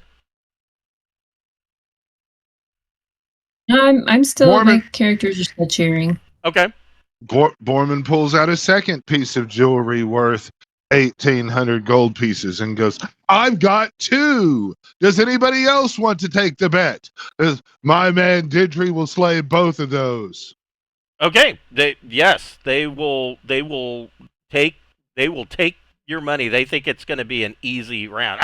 No half-orc's going to beat our 2 best men. Yeah. There you go. Dentry, what are you doing? Well, now I'm going to be a little more serious about this. That hits. Which one are you talking? The first or second one? The first one's Whichever one that actually hit me. you. Yeah, he actually. The one that actually hit me, I'm going to go back at him and just be like, this is how it's done, sir. Oof. Ow. So Dentry comes in and he actually hits the guy's shield, and you hear a crack, like the shield, like the wood shield itself cracked, and it seems like the boards are a little bit looser in the metal framing, and he kind of it actually pushes the guy back. He slides about a foot back in the snow. And you can tell that you bruised his arm. He comes right back in. Misses. The other guy comes in. Yeah, I mean, they're going to have to do pretty well to hit me, so. 22. Ooh, close. Just misses you. You deflect at the last second with your shield. Is the party doing anything? Next round, I'll take it serious. I've got 2 pieces of jewelry already up. I'm gonna see if I can get a motherfucker to go for the 3rd. Okay. I've got another piece of jewelry worth 1,800 gold. I have so much faith in my man. Make a charisma ability check. Ooh, I don't know. That don't really sound like my charisma there. I'm thinking I missed that. I'm going to double check. My charisma is 10. No, you are not able to get anybody to take a 3rd bet from you. Dentry. You know, gents, it's been fun. You've done not horrible, I guess. But you should really reconsider your life choices. That's a hit. Wow. Same guy. Yep. Ooh, another 13. This time you come in kind of under his shield and you kind of clip his side, and your sword comes away with blood on it. And he's kind of limping back, and he immediately comes in and takes a swing, missing. You deflect the blow. That's a hit. Yeah. Oh, damn! Yeah, Shit. you come in and you slash his other side, and he kind of limps back. The other guy comes in. Yeah, he doesn't even get close. He whiffs. And you hit. -8. All right. This guy, he comes in and whiffs, and you come down and you hit him in the shoulder with the flat of your blade, and it just kind of, there's like a soft crunch as his rotator cuff kind of gets strained, and he's like kind of limping back. What is the party doing? Anything? Well, Borman will say, "We come from Braunhaven, and we are the best warriors known in the whole realm." And he'll look at another guy, and he'll be like, "You, join in, so someone will take my bet. I have another piece. If the third man enters the combat, another piece of jewelry worth 1,800 gold pieces. Where's your grit? You're supposed to be warriors here." Make a charisma check. I still have a 10 charisma. Ugh. They're all looking at these other two like they haven't really done that much to Dentry. Like they're starting. Most of the crowd's starting to have their doubts. Dentry. Well, sir, it was nice knowing you. Oh shit! Oh, Oh, fuck you. okay. There's no way I'm gonna get a bet now. So Fuck. maximum I'm damage. tired of this. Like, it's like, okay, this is cool, but I could be drinking. What's your max Yeah. damage? 13. I've been rolling max damage every time, actually. Yeah, And but you get to roll another d20 probably. yep. You can roll the d20 now. I'm pulling that back up. I always forget. Ooh. Oh, so close to another just 19. That auto kill. yeah, that was dangerously close.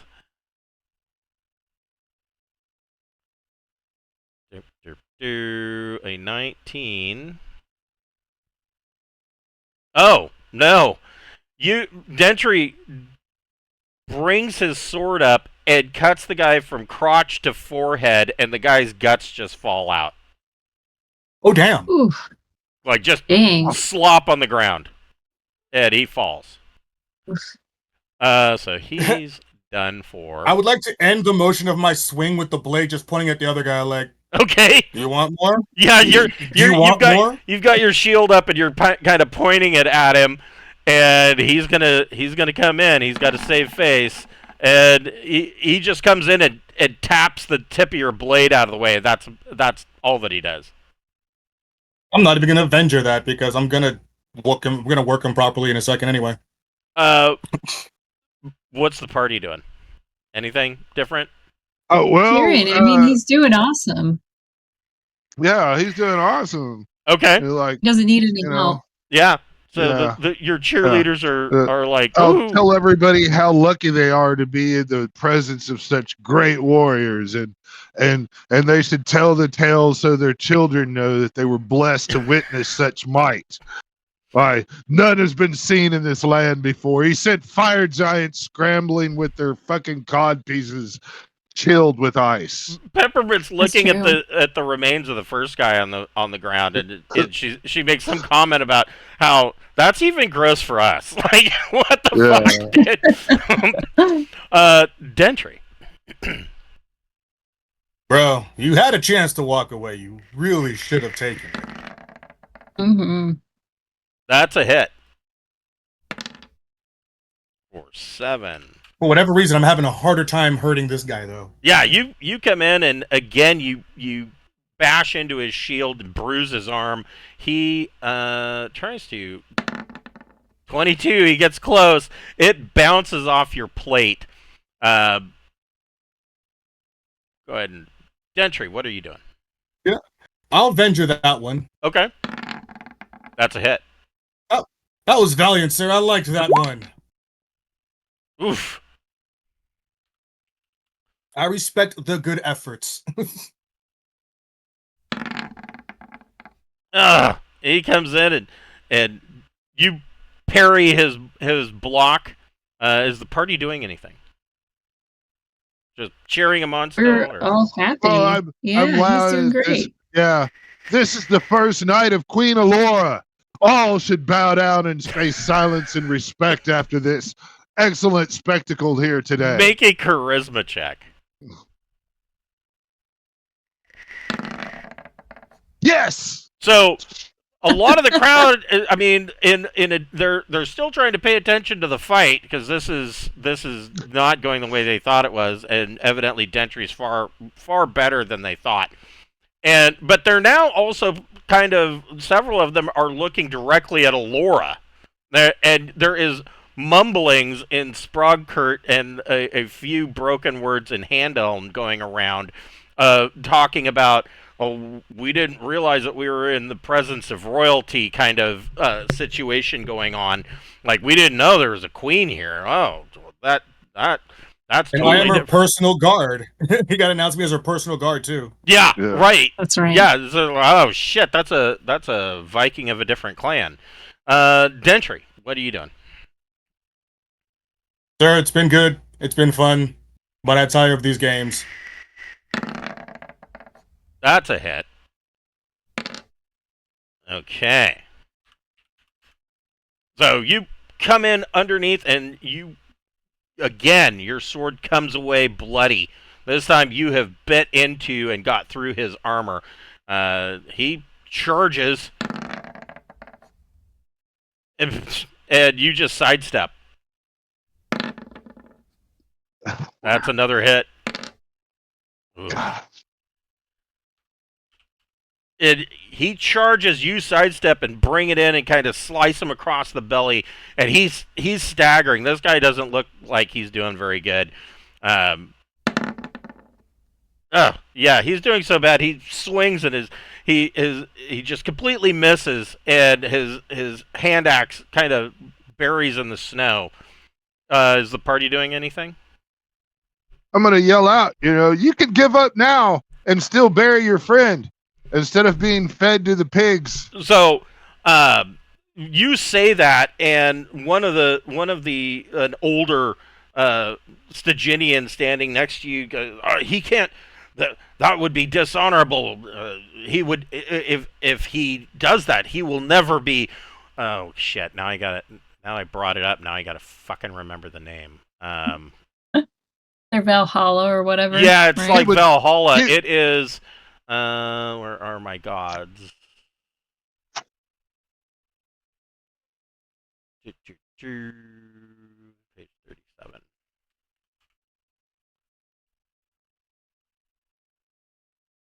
No, it wasn't page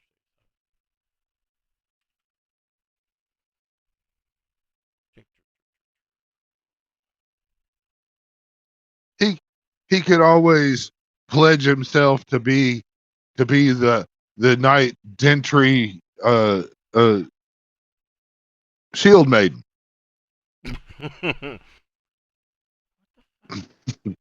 Serve him, clean him up, and then sometimes maybe fight by his side. You'd probably learn something.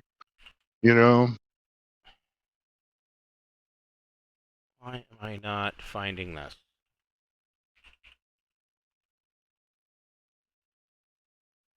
There we go. This has got to be good on getting us to see the king. I hope so. So he tells you, he says he can't step away from this now. If he does that, then he will never see the halls of Vandrad.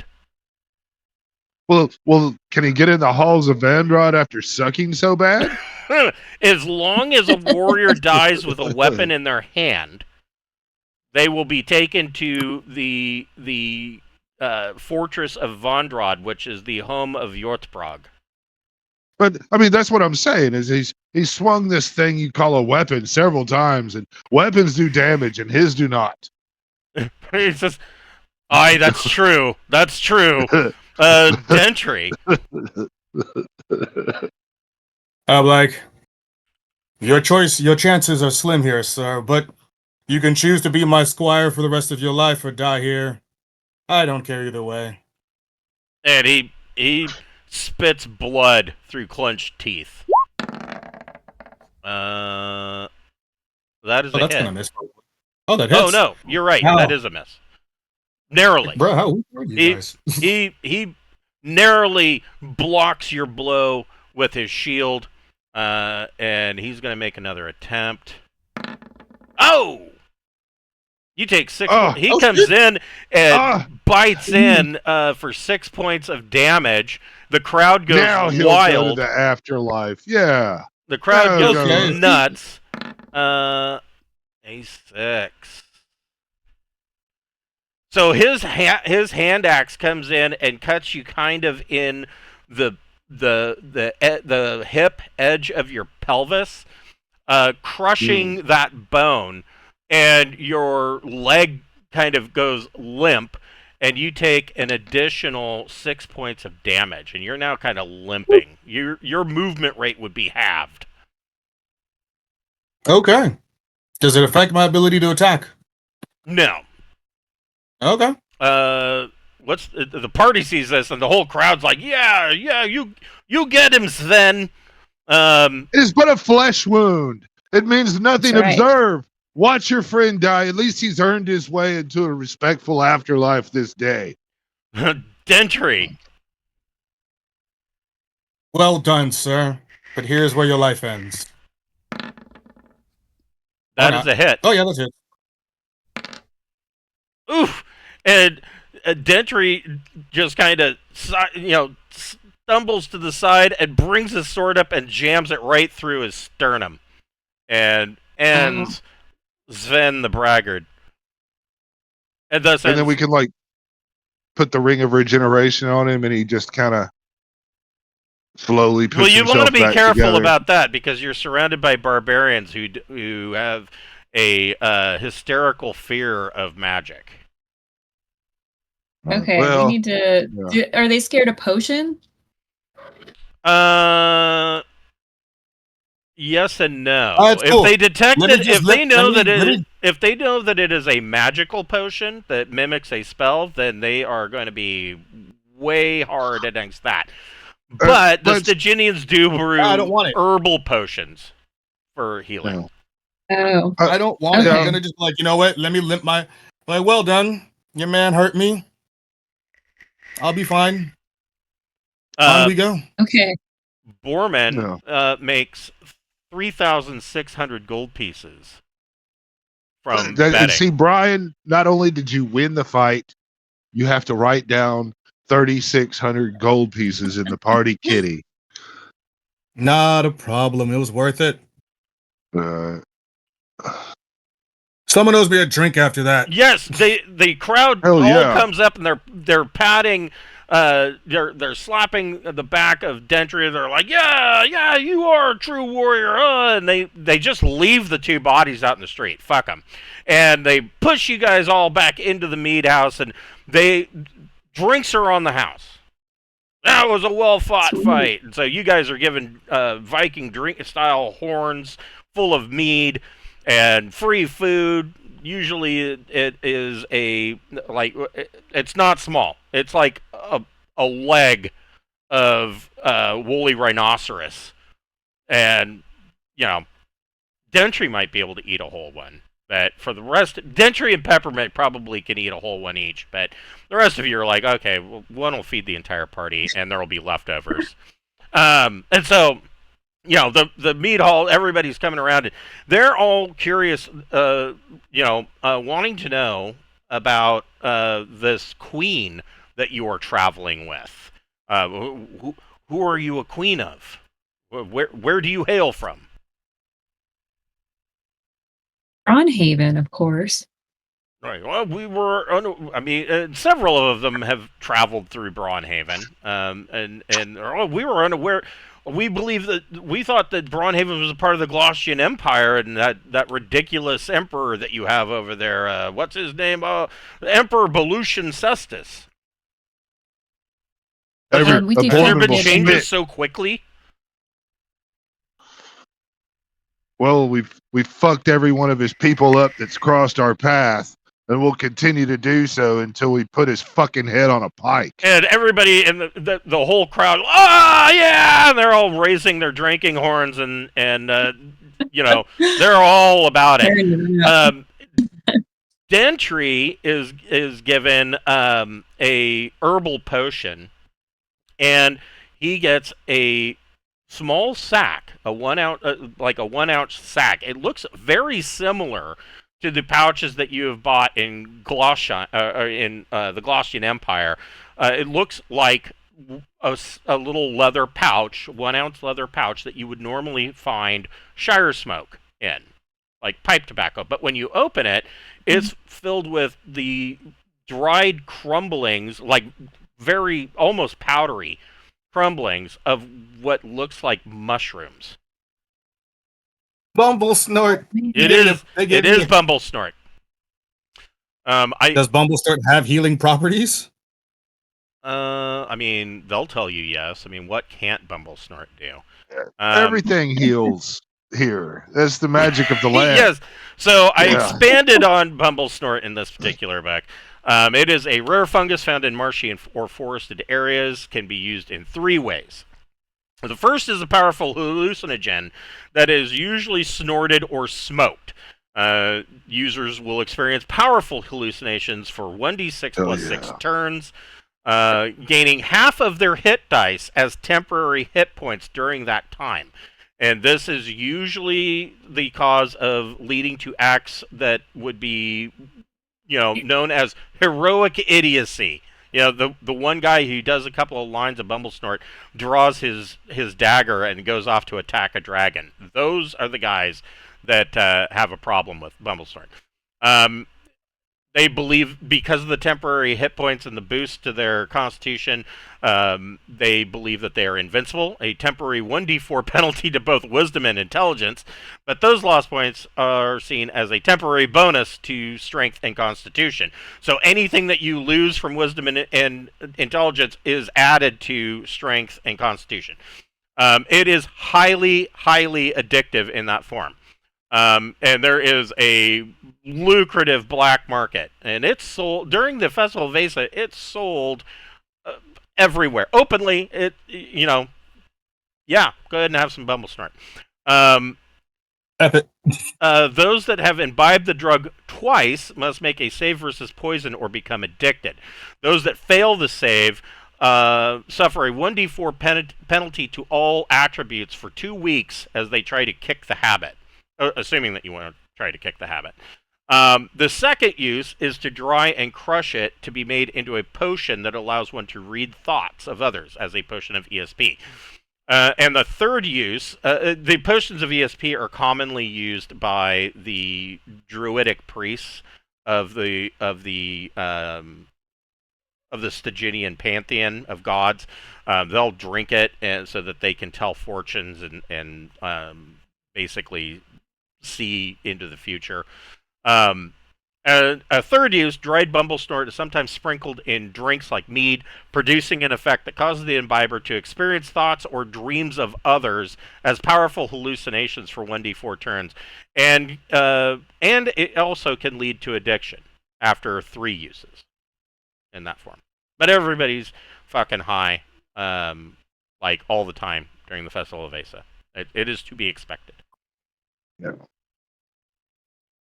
So the powdered form doesn't get me addicted? Just the first one? No. The first one of snorting it or smoking it will get you possibly get you addicted after 2 uses. If you sprinkle it in mead, you can use it 3 times before you have to make a check. Oh, okay. But I get some temporary hit points out of it, don't I? If you snort it or smoke it, yeah, you'll get temporary hit points.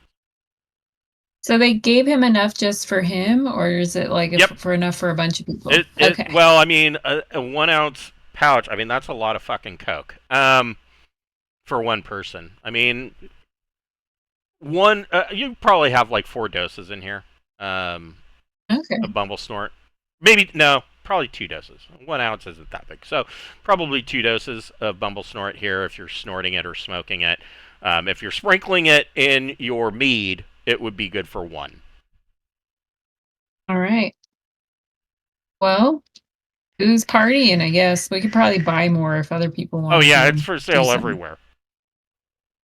Yeah, There are I mean, there are I'd vendors. definitely. There are vendors that spend their entire year collecting Bumble Snort just so that they can prep it and bring it to the Festival of Aesa and make a Are shit ton of money. are any of the people in here a Jarl of any? No. Okay. During all of this, your young thief has slipped away. Presumably because of the Ring of Control Humans. Presumably to go tell your tale to the, of this great fight to the Skalds and Bards and in order to draw them to the mead house. What we're hoping, because I've got fucking, man, 10 gold pieces to an urchin kid has got to be fucking solid, man. I mean, and all his Yeah. friends. That's kind of what I'm hoping. Yeah. You know, pay them all. Jackson, But we'll see how that works, I guess. so So Dentry's gonna put some of the Bumble Snort into his mead and have himself a good relaxation after the fight. Okay. Jackson is gonna try and buy up a bunch of this stuff to bring it back to our castle so he can have a special version of the mead. So for 1 turn, like the next 10 minutes, Dentry isn't feeling any pain, and he starts to experience vivid hallucinations. I mean, this mead house is filled with people, and so you start to experience like vivid hallucinations of whatever everybody in the mead house is thinking, or if there's people upstairs that are sleeping, you start to see their dreams, and like all around you in melty Technicolor 1960s hippie shit is what you're experiencing. While you are tripping balls for the next 10 minutes, somebody comes up to you and gives you a goat that has a rope tied around it, and it has been shorn. And you can see that there in Sprogkurt there are all these prayers and whatnot that are tattooed over the goat, and they are giving Dentry the goat, and they have tattooed Dentry's name onto the goat to honor him, and they're giving it to Dentry so he can offer it as a sacrifice to the gods. That's probably a lot to take in while he's hallucinating. Yeah, he's tripping. Oh, thank you. It's a fucking goat, and It's he's a goat. hallucinating that Yeah. the goat's talking to him. Man, please don't sacrifice me.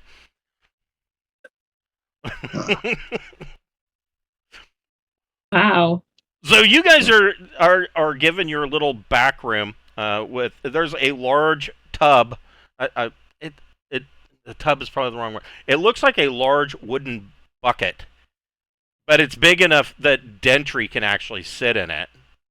And it's filled. They're boiling water and bringing it in as fast as they can, so that you guys can bathe, and you have a chance to get some rest for the night. Is there anything else that you want to do before bedding down? As dusk falls, food is free for everybody on the street. They're handing out, food from the butchered livestock, and there's free mead and likely a lot of Bumble Snort going around. And it doesn't seem like the city calms down to the point where you're going to get a whole lot of sleep. I mean, I don't know, Dentry probably will sleep well, but it's fairly noisy. It's not. It's like Vegas at 5 o'clock in the morning. Yeah, you've been up all night. It's still going. Yeah. Well, I mean, we'll try to get our rest as best we can, and we'll heal Dentry on up, Okay. right? So yeah, Now that he's we're got kind the of ring of regeneration. I'm sure that over a good night he can heal up all those points. Just out of curiosity. Ring of regeneration. So 1 hit point per round, yeah, throughout a night. So that's 1 hit point every 10 seconds throughout the night. Dentry heals his pelvis back up. I'm gonna wake up the next morning and go, wow, your Bumble snort stuff is that powder you gave me is Yeah. amazing. Yeah, that's good shit. That's an excellent healing source. So Laura, you need to get on this. Yeah, you wake up in the morning, and you step out. There's still people passed out from the night's revelries. Some of them are laying over the tables in the meat house. There are some people that just passed out in the street. The 2 bodies are still there. Probably starting to the one that had his guts fall out. That's probably starting to stink the place up a little bit. Ugh, I guess, jeez. yeah. Where do y'all want to go? Do y'all want to go to try to see if we can get in to talk to the king? So early in the morning, this is you guys wake up probably right around dawn.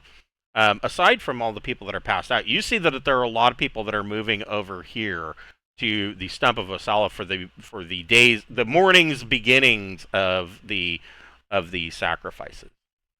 And your young thief comes back in with a couple of his friends, and he does tell you that oh good, you're up.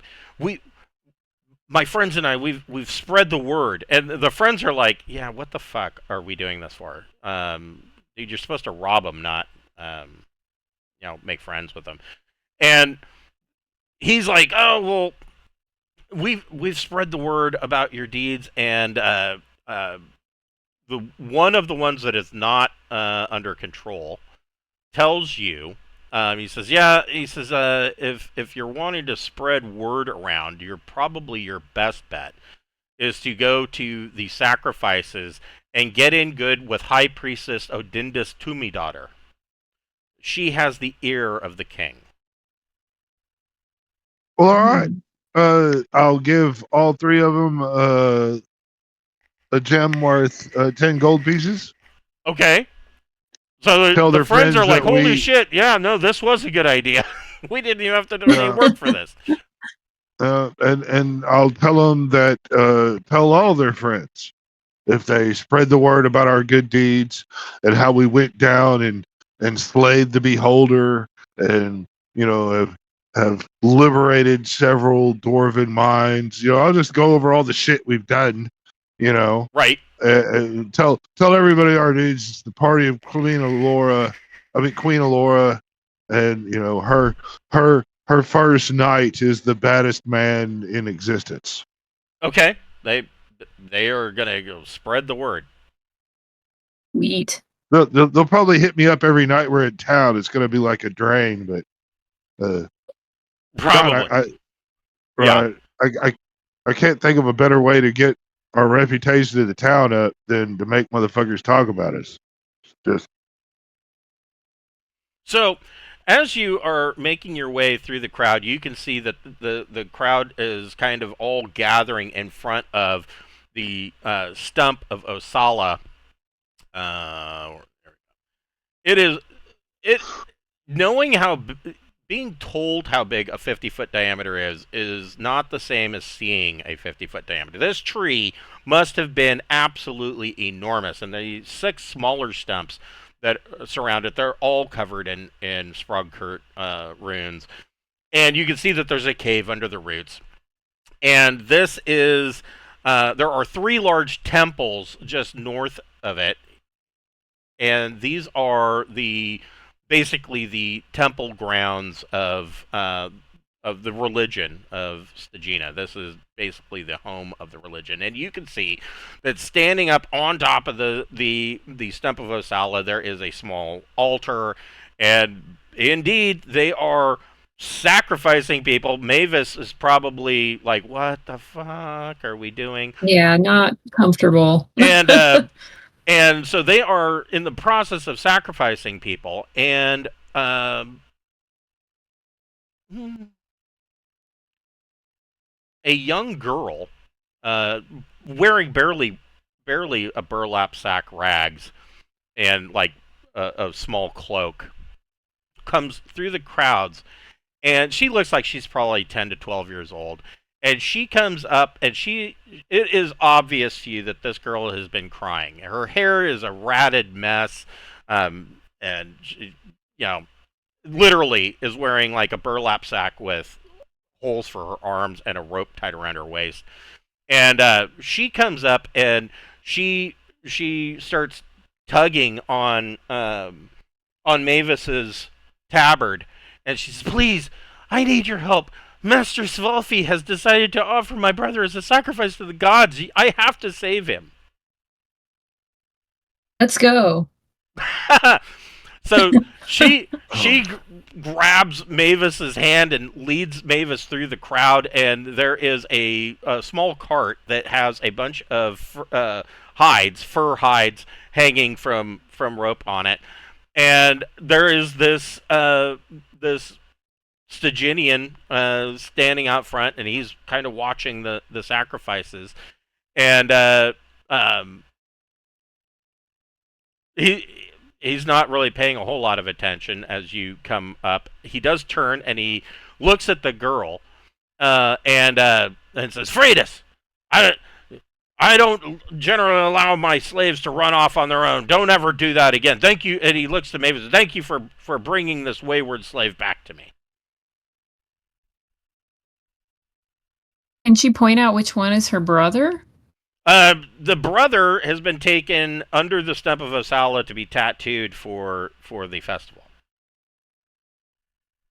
If I am I allowed to raise him the next day? Yeah. There's nothing. Well, keep in mind that tonight at dusk, his body will be thrown onto the fire and burned. We'd have to find it and take it away before dusk. Yeah, Right. So we'll have to steal the body, and then take it through the portal, in secret to like Castle Braun, and you raise the motherfucker up, right? And he can fill out there, and then we got to kidnap this sister and send her there. So the fur trader introduces himself. I am Svalfi Garrison, and he tells you, he says, "Oh, thank you." He says, "I'm still debating whether or not to sacrifice this one too. I offered her brother Adis as a sacrifice to the gods. It's been a lean year. I'm hoping that the gods will take note and make this following year a much better one." Well, it seems like there's plenty of sacrifices this year. Can you tell me which one is his, like what they're tattooing on him? So basically, the tattoos are prayers. So Svalfi has given prayers to be tattooed upon Adis, this 9-year-old slave, and they're supposedly, when they're sacrificed and then burned on the fires tonight, the smoke will carry those prayers to the gods, and hopefully the gods will take note. The gods are fickle, so nobody ever knows, but at least this is an opportunity to get the gods to pay attention, and hopefully Svalfi will have a better year trapping furs and become more wealthy, is the idea. Okay. Let me see. I mean, I think that's the best that I could do. Maybe Alora could try and charm this guy. But Mavis has like no real chance of doing that. Sure.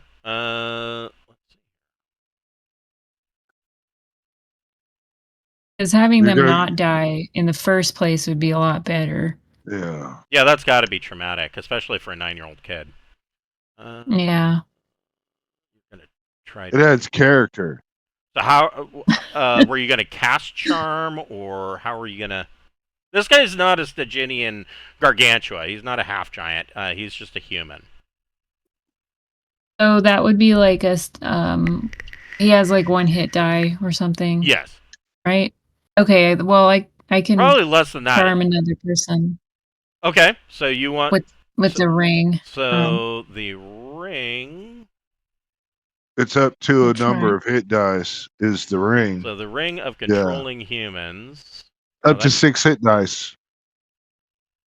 Maximum subjects. Yeah, and he doesn't get a save. So, so what are you telling him to do? I mean, it's not really a charm. It is. He's aware that he's under your direct control. He may not like it. In fact, he Oh, argues. okay. I mean, what are you telling him to do? He needs to get me the boy. He says, "Well, if I," And he says, "Okay, but if I do that, then I won't have any sacrifice. I'll be forced to sacrifice Freitas." oh my god, these people are so fucking dumb. Well, if you get the boy, we'll provide a sacrifice. We just have to go back to my storeroom and get it. You come with us. He said, okay," and so he rushes off to the temple beneath the stump. While that is happening, a druid priestess is she's wearing all white robes, and she's got like a white lace hood over her head. Her face is painted white with 2 red stripes going down. Looks like probably blood going down between through the center of each of her eyes on her face, and her eyes are blacked out. And she comes up, and she's got a drinking horn, and she is offering it to anybody that is standing there, and she is. It is a strong. You can smell it. It's a strong, sweet mead, and that she's offering people, each person, to drink from. Dentry, are you going to keep the goat or are you going to sacrifice it? I mean, I don't see any reason to not sacrifice the goat. We're not going to take the goat with us, are we? When in Well, Rome. I mean, if we're gonna, well, I mean, all right. He's Here's the walking around thing: with a goat. is since the priestess, you could say like, hey, I've got this goat for the sacrifice. I want it as a prize. If you don't do that, then the next thing is that you have to name it, and we have to help it seek enlightenment and become sentient. Yeah, this druid. None of that seems like enjoyable, so I'm gonna give it to the priestess. So the druid priestess then she says, "Oh, certainly," and she offers Dentry a drink from the drinking horn of this strong, sweet mead. Here we go again. Have Dentry make a wisdom ability check. Wisdom, you say? This better be low. Ooh. Damn it. Yeah. So as you take a gulp from this drinking horn, and it is a very sweet mead. Burns a bit at the back of the throat, and then you detect a faint bitterness. And make a save versus poison. Oh, You trying to kill me? at +2. +2. Yeah, that'll do it. If that's over your death That's gotta save. do it. It is. Okay. Oh, no. Yeah, that's over. Okay. So you recognize that you have now imbibed more mead with Bumblesnort in it, and you start again. It's not crippling, but you start seeing the thoughts, hallucinating the thoughts and dreams of people around you. But it's not like it was in the tavern house last night. And this is going to go on for the next 30 minutes. You just see random thoughts popping up over people's heads. So you offer her. Are these the real thoughts or just like me thinking what their thoughts are? Like I'm really seeing their actual thoughts. Yes. You are seeing their actual thoughts and dreams. Make another wisdom ability check. Wisdom. Oh, yeah. Nope. So, yeah, it's just pretty much random. Out of the corner of your eye, you'll be like, oh, that guy's, dreaming about fucking Jarl Brynhild, naughty bastard. And this one over here is thinking about sacrificing a goat, and the priestess says, yes, certainly, I will sacrifice your goat for you. So what was the deal with giving her the goat? No, I Is just this wanted for her to on behalf of sacrifice the? Yeah, go ahead. No, you go I ahead. thought, is this on behalf of the fur trader guy to say like, oh yeah, we put in a sacrifice for you, don't worry. So Oh no, I'm gonna tell Mavis that I'm gonna help make it right, and I'm gonna take dude back to our room, and the trade of the sacrifice will be I'm gonna kill him there in the room, and Oh, okay. and there he will be sacrificed. that's All right. that's not going to do it. That won't work Why wouldn't it? because it won't count. It's a public sacrifice. Yeah, it's got to be I don't done. care if it counts. It has to be done by the high priestess. It can't be done or one of the priestesses. Why does he need a sacrifice done in his name if he's dead? Yeah, he's just gonna kill the guy because he doesn't like him because he has. Well, and I mean, it's not going to gonna- solve his problem, and not only that, but it won't allow him to go to the halls of Vondrad. That sucks to be Yeah, him. exactly. Will the boy still get sounds like it's sacrificed? happening. Question. Yeah, and the kid will still be sacrificed. Well, he's Well, going to get the kid. we're gonna shove the kids through the mirror and tell them that they can live at Castle Braun if they want. Right, Okay. and then we're going to Hopefully kill they're dude. not shitty. Yeah, he's going to get the guy, is what we're thinking. Oh, okay. And we told him we would replace the thing. And then when he brings the kid back, we'll be like, "Yeah, cool, man. Come on to our little room here. We've got two slaves to replace the one that you were going to do." And because he's under the controlling human thing, he's kind of obligated to be stupid enough to go in the room with us. And then when he goes in the room with us, I'm going to backstab him. Okay. Okay. And we're going to sacrifice him. We don't care if it's public or if he's armed or whatever. I mean, this and we're going to do it without Mavis and noticing we gank the guy. We're just going to tell Mavis that Since we're going to send the kids through the mirror, it does save the kids. Yeah, And then no one to be like, "Where's my kids to sacrifice?" Okay. Yeah, Mavis will go with Malachi to teleport the kids. Okay. And then us little and Dentry can go with them, and then us that are you're gonna go send the kids home safely, and we're gonna take care of this guy for you. Yeah, the knight in shining armor ain't gonna be cool for the backstab gank fucking double cross, right? I'm not doing it. I mean, he does have my have a honor past. applies to myself. It doesn't apply to other people. So Okay, well, he goes and he gets the kid. He gets the kid back, and there's a number of priestesses that are behind him, like, oh no, wait, and the kid's already got a number of tattoos across his face, so he's unemployable. Sorry, bro. But he comes up, and the guy comes up, and Malachi and Alora grab the two kids and push them through the mirror, and Borman just, I'm not even gonna make you roll for it because this guy's got like half a hit dice, and you go up and you fucking shank him in the back and just kind of lean him up against the cart. No, we throw him right through the mirror too. Oh, okay. And so his cart's Get rid just of left the body, abandoned. No evidence, yo. No evidence. Yeah. We know motherfuckers know how to talk with dead. That's why we take our dead with us. Okay. Yeah. Should we just dump him in the port city where we put all of our mistakes? We can. We've got enough to do it. Yeah, we'll open up another animate portal. dead and then push him through the fucking portal. Here's another one. We'll just kind of throw him through, and he'll just be like in the middle of the town square, and people will see his dead body and be like, "Well, who the fuck is this?" And that's that. Oh, I need to.